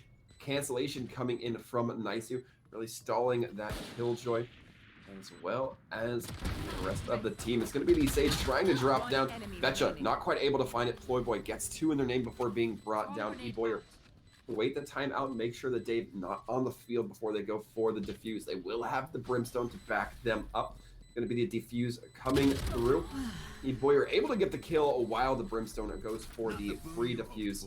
About 4 seconds left. Not too much sweat there from the defense. Yeah, numbers advantage allowing DRW to go for that defuse. Didn't even need to bait the Killjoy out. The second that they hear that sign queue coming through, you've got to try and take that fight. DRW able to get their Reyna E-Boyer to pick that one up and match you now. Going no armor, but full all-in operator. This is a gamble for the defensive jet. 5,000 credits sunk in. But this is a round where Clutchital do not have the firepower to try and see this op off from afar. And with no one to smoke on that A site early, no one is peeking it. Matix, the only one close enough to make sure that if the jet goes forward aggressively, tries to collapse in on you in window, you're there to try and get a punish or at least a little bit of information to your team. Seeing E-Boyer try to fire through some of those walls, just can't quite find it, can't quite connect. Not there quite yet, but now as we see, rotation does come through from the jet. They're still holding up, rotating towards C now, going to hold up down long, it appears, as the kills come through. Nisu does get taken down. Killjoy David caught in a rough spot, pushed up by 3 members of the opposing team. It's the Omen, it's the Sage. They have to try to make something happen, and they have to try to make it happen today. Well, they know that the op shot was on C, so the operator is there by proxy, and that means that you do have enough time to rush onto that side and drop it. But now you've got to be able to cut this op off before it's able to move through high grounds. And Matix finds the op but does not see Vegem. That's going to be the call towards Ployboy to scout out for that operator. Matchu, however, able to land the shot. Ployboy only pulls 1 back after the fact, but with this, now the defense is going to be getting a nice, smooth cruise to that defuse. Still, for Clutchital, who were coming in on an eco, it is extremely unlikely that they were able to actually get that spike safely down and the currency on top of it. Now you're able to full buy into this round, and this is when you can go toe-to-toe with the op, right? This is when Matthew has got to try and use those dashes. That's why Vegem is not the one currently holding the operator. You know you're going to get aggressively pushed. You know you're looking for that first angle, and the second that they try and come after you on A long, you're just going to move backwards, dash into ramps, and make sure that they have to pay if they want to go for you. Seems like the attacking team not putting themselves at risk of A long just yet. In fact, it will be. Smoke's going out towards mid, towards C. Madix able to take down a kill on C. That might be a good go signal for this offensive team to get aggressive here. As now, we see them line up. A couple going through garage. Going to be the abilities coming out. E-Boyer, here's that just keeping discipline for right now, allowing that rotation to come through before taking those angles. They don't want to reveal themselves too early. And now reinforcements from the defense have been pulled from A as well towards that B C site. Not quite sure how the attackers want to take it, but now the attackers seem to be pivoting a little bit as well, moving towards A, and it looks like the Brimstone's gonna slowly rotate to meet them.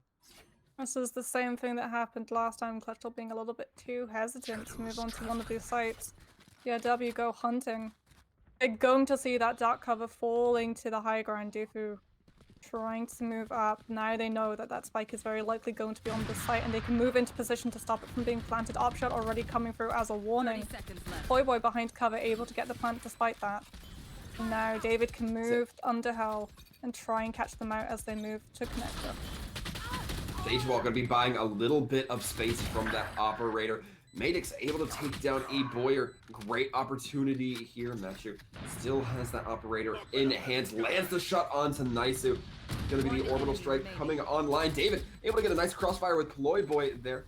Who sees the Sage but can't quite take that rotation. But in the reload is Ployboy slowly healing themselves up. And this is all time being built up for the attackers. Dufu has to be very careful. Just gonna try to get away, but might be met by that Sage. Yeah, they want to try and hunt for him, but you're still gonna lose the op because you go for the hunt. You don't get yourself out of safety. And DRW, they lose the op as well. That was one thing that Clutchital really needed out of the way. And it won't be this round that DRW are able to buy it back up. They had not managed to secure themselves enough rounds in the bag as a lead to be able to immediately snap it up again.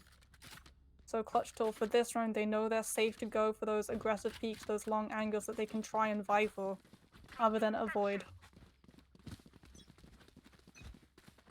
As we look ahead, attacking team going up towards C, again, trying to minimize those long lines of sights, even though the operator, not as huge a factor. It's going to be Betcha trying to throw a couple shots and sees the Omen going for the teleport, but the cancellation comes through. Madix going to be trying to use that paranoia. A lot of blinds coming through. It's going to be the turret taken down. Matchu trying to get the shots, but Ployboy and company just have too many bullets going down range. Now Calzone getting very aggressive onto this site with those arena abilities. We can see now the attacking team getting a little bit nestled up. It's the Lear trying to come through, not quite able to find it. It's going to have to be the defense waiting for the few remaining reinforcements.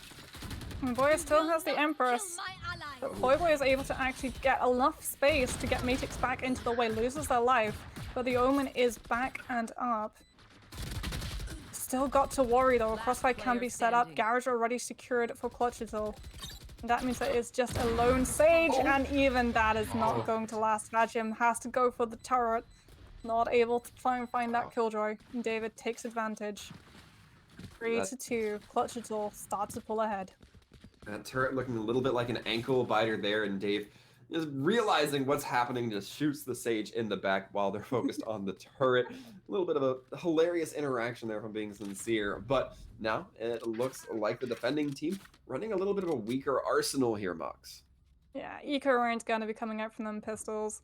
I wouldn't be surprised if Mashi tries to use those knives. We see that Clutchital, knowing that DRW don't have access to snipers, are going to go for those aggressive angles. That's why they push down C long. And now if they push down A long, they do still find themselves towards that jet, towards those knives. As Machi's actually trying to close up the distance, loses the knives, but able to pick up the Phantom.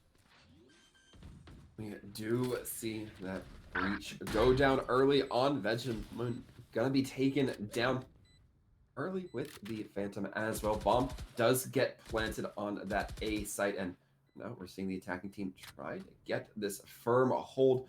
A lot trying to put that attention towards Matthew. Madix has the entryway with the smoke. Matthew gonna have to push through it if they want to make any sort of progress. Able to get the kill onto Matix, but they're gonna be met by Calzone, who burns on them with that Vandal, able to get the headshot there, nice and clean. Dufu once again in this window has to be a little bit decisive here, waiting for their Killjoy as well, but the Killjoy can't do anything if she's dead.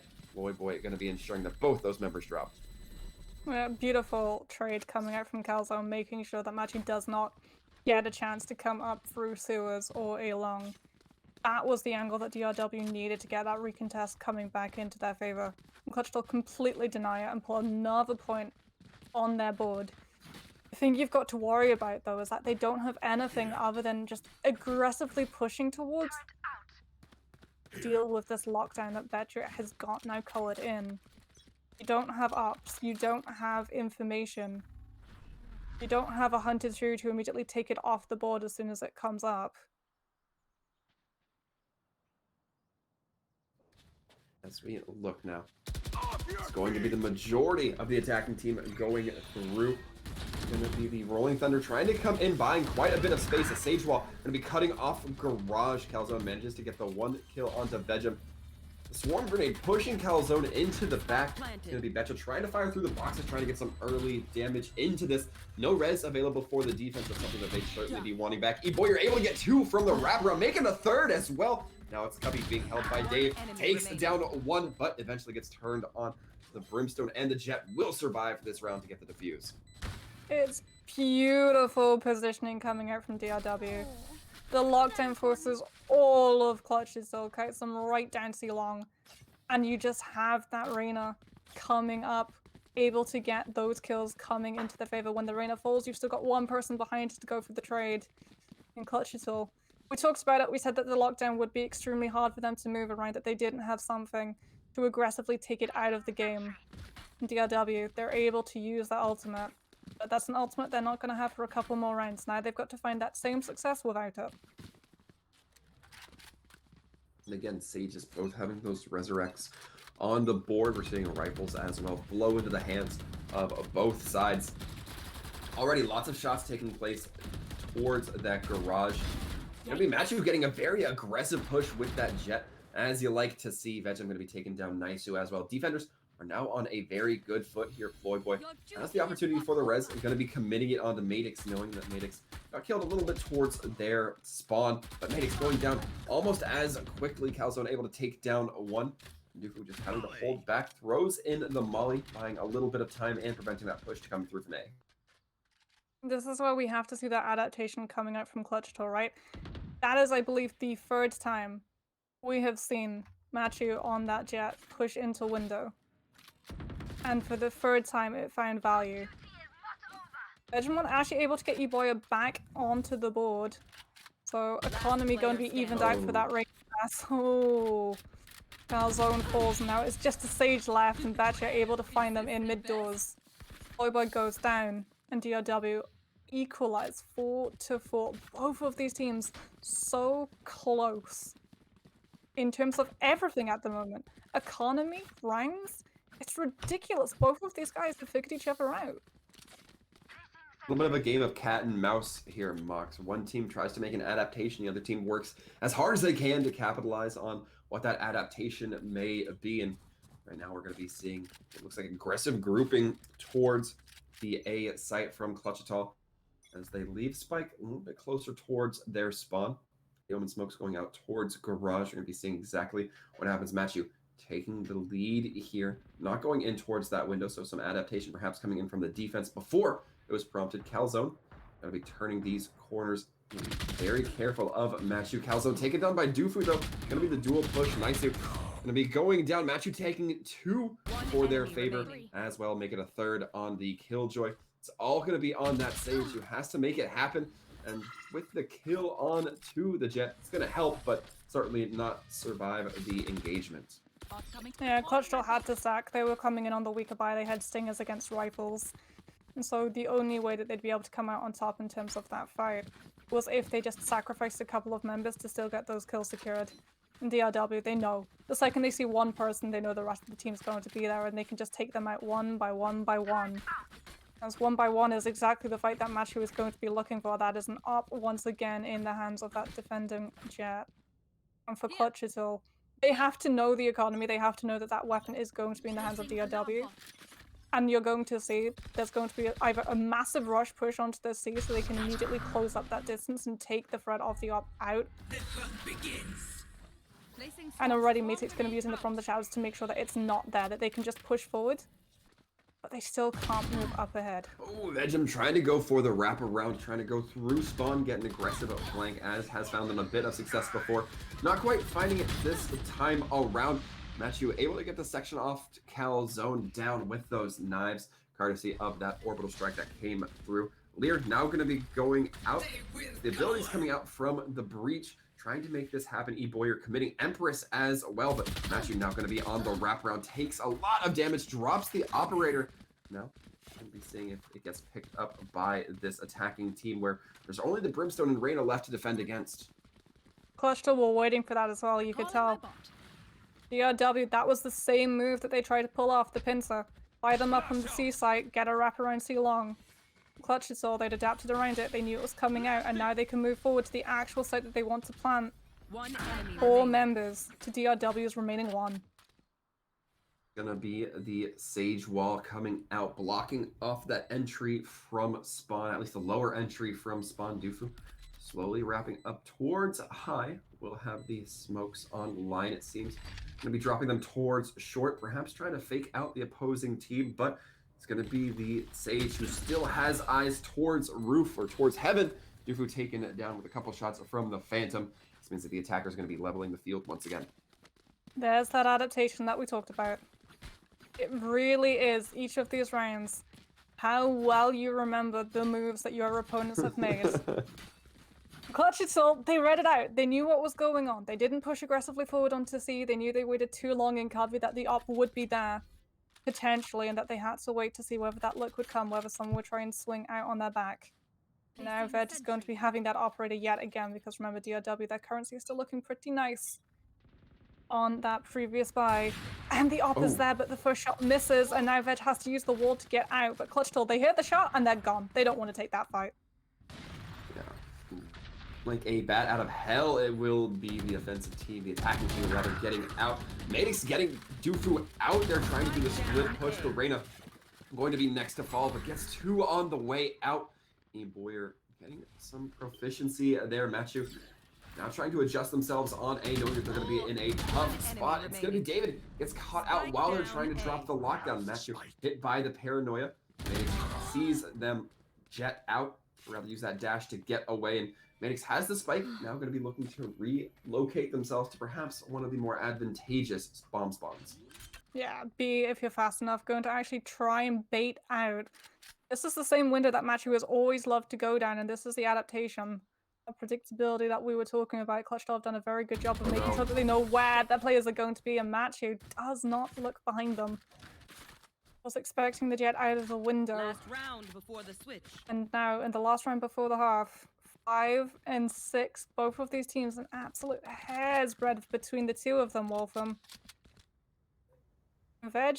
Yeah, what a good read. I know, we talked about it, right? That we were worried that Clutchital, their adaptation was just a little bit slower on ascent. But since Bind, they know exactly how DRW are playing. Yeah. Now, as we look ahead, it's going to be Vegem holding down that C site. Op still in hand, can't quite catch anybody's toes underneath the smoke.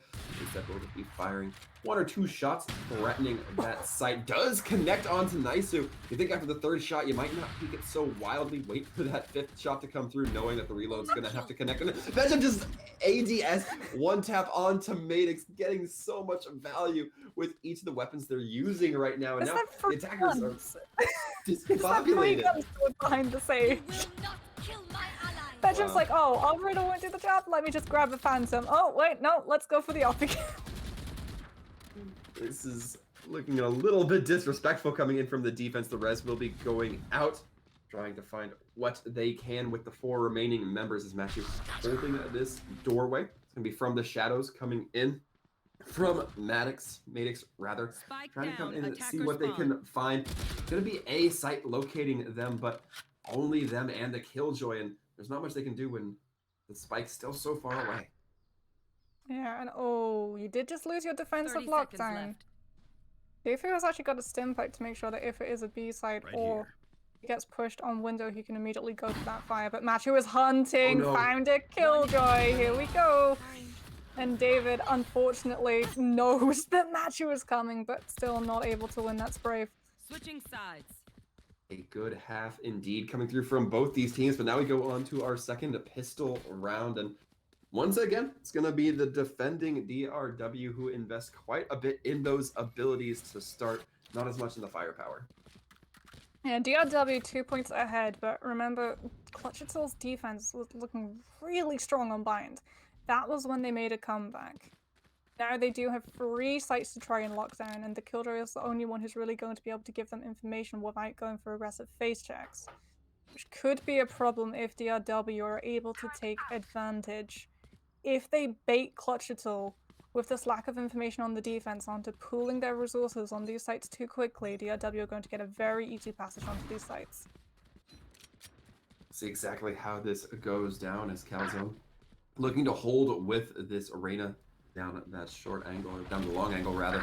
It's going to be Matthew leaning in, gets stunned out. The rotation coming in from Calzone, trying to land the shots, but can't before the stun wears off. eBoyer able to come to the rescue, take down Calzone as well. And now A-Site's a little bit free and clear. It's just the Spike killjoy from planted. David, trying to have to recontest, but that's a little bit of a walk. Yeah, because it's exactly what I said, right? Vegem goes towards B as the rest of the team pushes up towards A, gets 2 kills, and so you don't feel secure enough to actually rotate towards that A site when they start pushing. And that means that by the time David's able to actually try and get towards that A site, the reposition's already done. Clutchital just get to hold their angles and wait for you to walk through. We even seen Matthew pick up that Sheriff on the way out, and as we look, looks like no marshals quite yet coming in from this attacking team. We've seen them run it quite a few times, but not going to be the case this time around. The Phantom though, and a shorty, or a Bucky rather, excuse me, as now the defending team just gonna be sticking with those classics, trying to save their cash. Naisu already going through Sewer with those flashpoints charged up. Trying to find advantage, knows that he's going to get pushed over.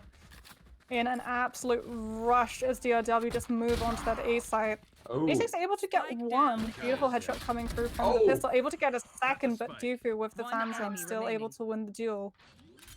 And get the spike planted, so even more economy for DRW as it is just Ployboy with the classic. Enemy remaining. oh, but the Gets one, spike click. stops the plan, and now E-Boy Arena. One layer still left. Could be the deciding factor, but Wow. doesn't use it as they go for the peak. Wow. Ployboy takes the fight. Clutchital had no business winning. It really comes down to Madix getting those few kills, Ployboy as well, cleaning up their one, then being able to pick up that Phantom. So crucial there, Mox. Amazing performance by the Sage. That was a round that Clutchital should not have won. And that is a round that means that their economy, they can full buy into the rifles, and DRW are forced onto this Marshall. Edgem trying to find an early pick towards that C lobby. But this is something that Clutchital have got to know is going to be there, right? You're relying on the fact that there is not really a lot of smokes available for that defense, that you can try and bait them out and rush up as you go through, but no one read out David! Oh no! No one checked their corners despite the Sage wall going up. Huge misplay there. Nice to adjusting their aim to take down E-Boyer, and suddenly these defenders looking a little bit strong. Dave throwing out the alarm bot, but gets turned on by Betcha. Able to put the Bucky to use there before dropping themselves. Madix still not done playing with the classic, just a little bit.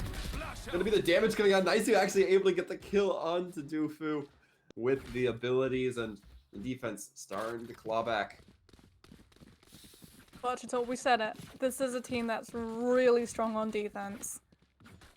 And for DRW, you've got to check your corners.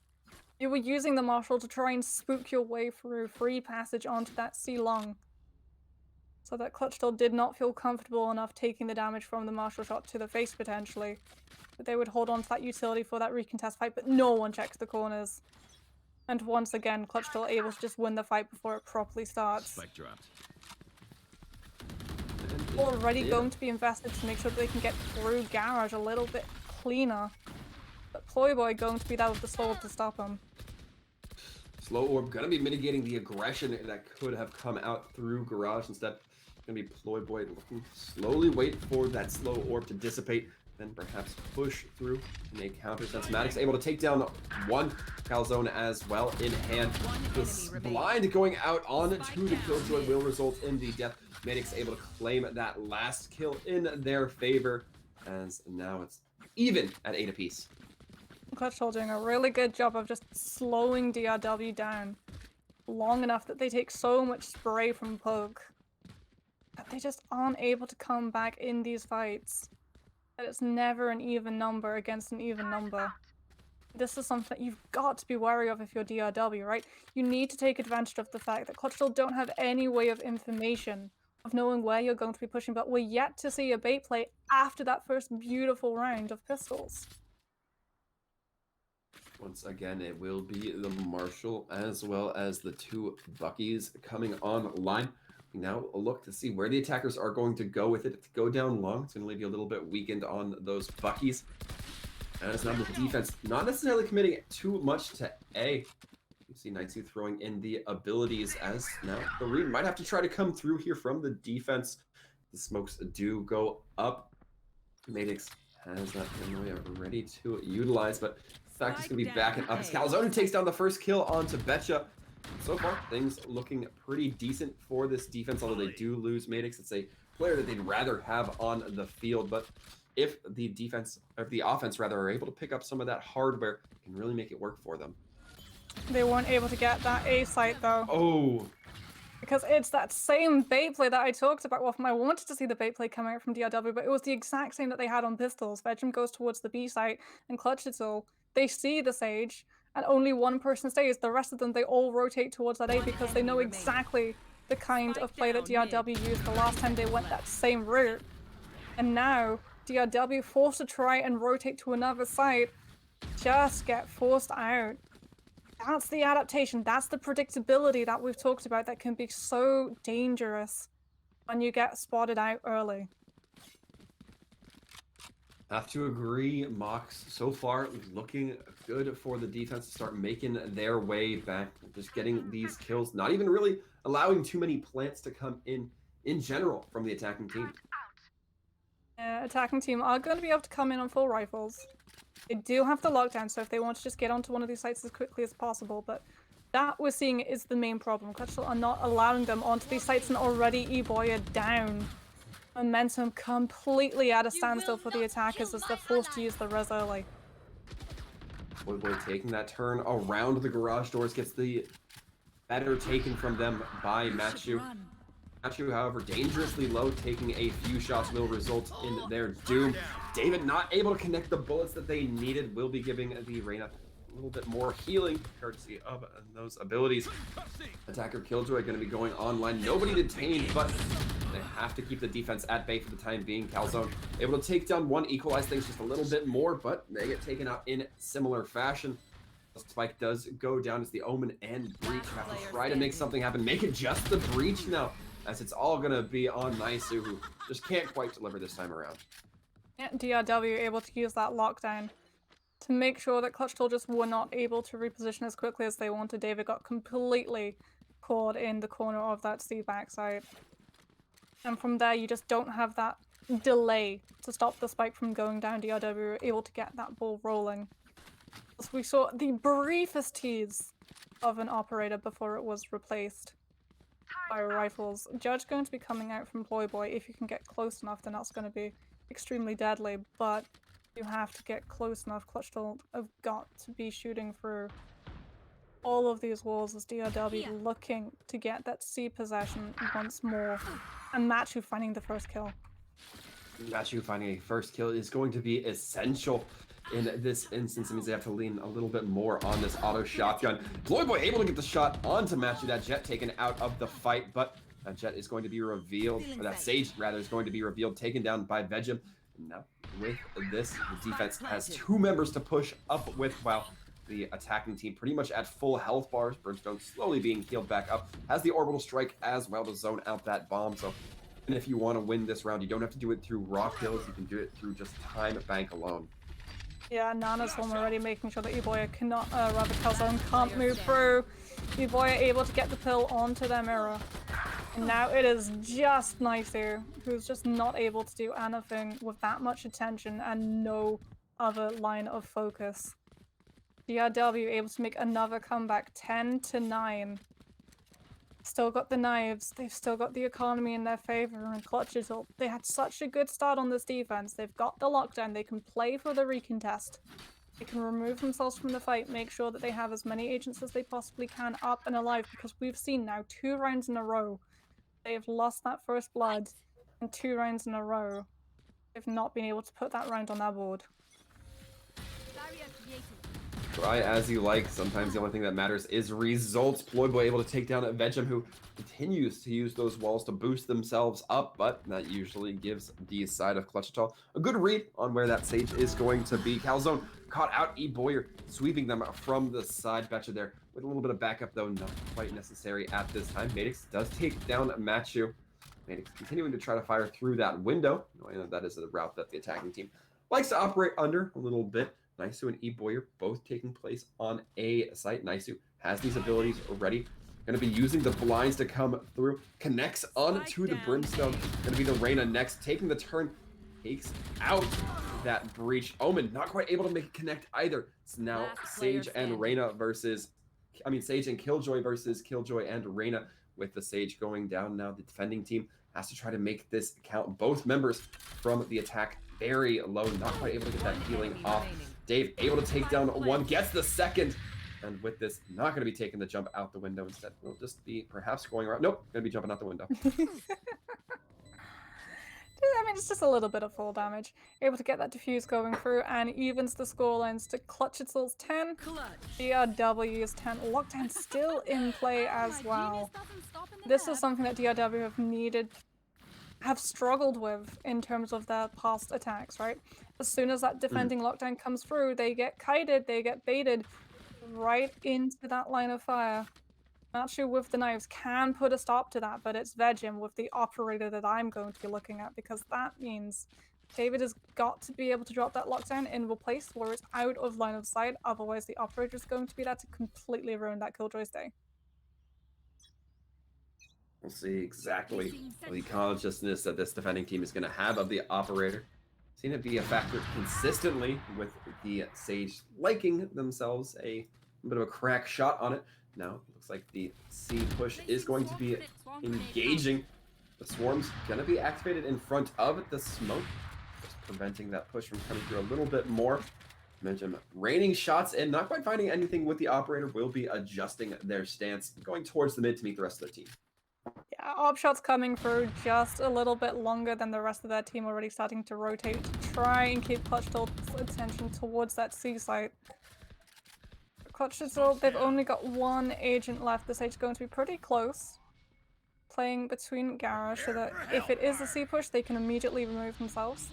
Double strike going to be coming through, and that should be Clutchital now trying to cut DRW off as they move towards that B site and get this spike down. It's going to be dangerous. Teams normally use this to sandwich themselves onto either A or C, purely because of all the angles available to the defenders.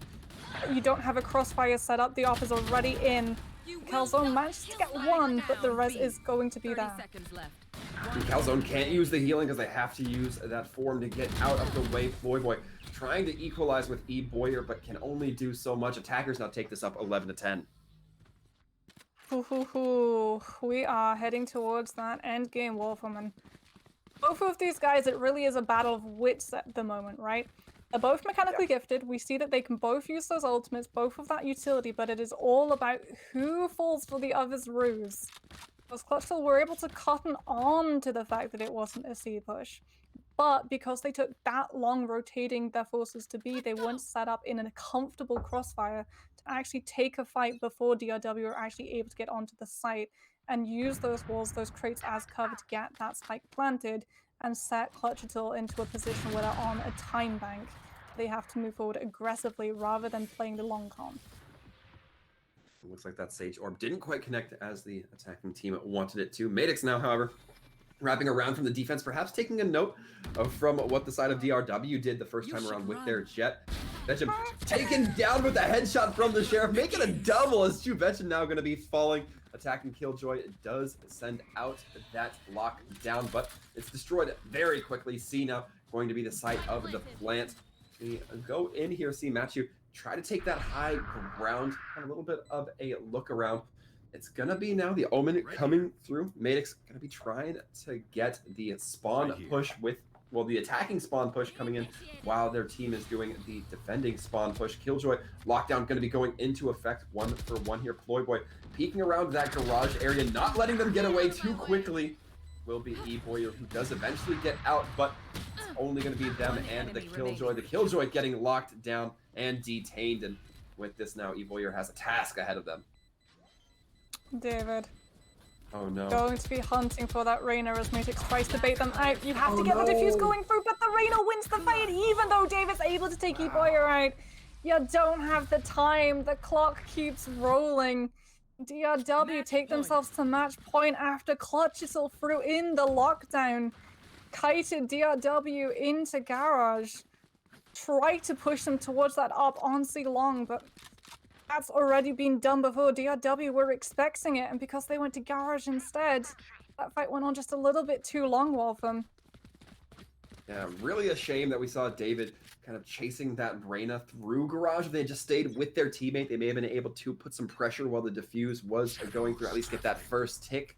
Then the kill comes through, and the second tick's a lot easier. But best laid plans of mice and men sometimes is now Matthew going to be looking to lean in, going directly to a B point. Now the wraparound, nice dude dancing around that jet. Matthew able to take them down, and Madix caught with their abilities out. Gonna be a B plant coming through here. At least that is the plan. Boyer able to take down Naisu, and just 2 members remaining from the defense. They need to not lose it here, and they're certainly on their way with E Boyer going down. Turret gonna be placed, but they're gonna know now where Ploy Boy lies. Do have that res in pocket, but they need to be able to get to any of the corpses of their team. Not going to be a possibility now as Ploy Boy does go down. It's up to David trying to go for the defuse, but it's Vegem catching them out with that Guardian at the last moment. And with this, it's going to be going in favor of DRW. Yeah, here's that cue that Sound immediately whips around on mid and is able to take them out of the action. It was close. Clutchital were almost able to make a comeback, Wolfram, but we talked about it, adaptability, prediction, whether your opponents had been doing those plays all of the time, and at the end of the day, it was that which came down to it. DRW able to outsmart their opponents, see the moves that have been already made, and work around them. Certainly having those strategies that worked out for them and able to get a little bit of the reads in their pocket as well. Although I definitely got to agree, Mox, this was kind of a little bit of a nail biter when it came down to maps in general and then each round. Yeah, it was extremely close. I think that's an understatement of the day. And Clutchital, if they tried something new, I have no doubt it would have worked. The fact that it did take DRW, when they got hit by new strategies, they fell prey to them once, but only once. That was the difference, right? And that's what we've seen throughout the day. That DRW were just a little bit faster at adapting than Clutchital, and at the end of the day, that speed, being able to outsmart their opponent a little bit faster was what allowed them to take the win. Well, certainly going to be coming up victorious here, Moxon. As I understand it, we will be having an interview here on the other end of this break, but we are going to give these teams a little bit of moments to gather themselves before we hop into the interview booth. So stick around, folks. You won't want to miss it.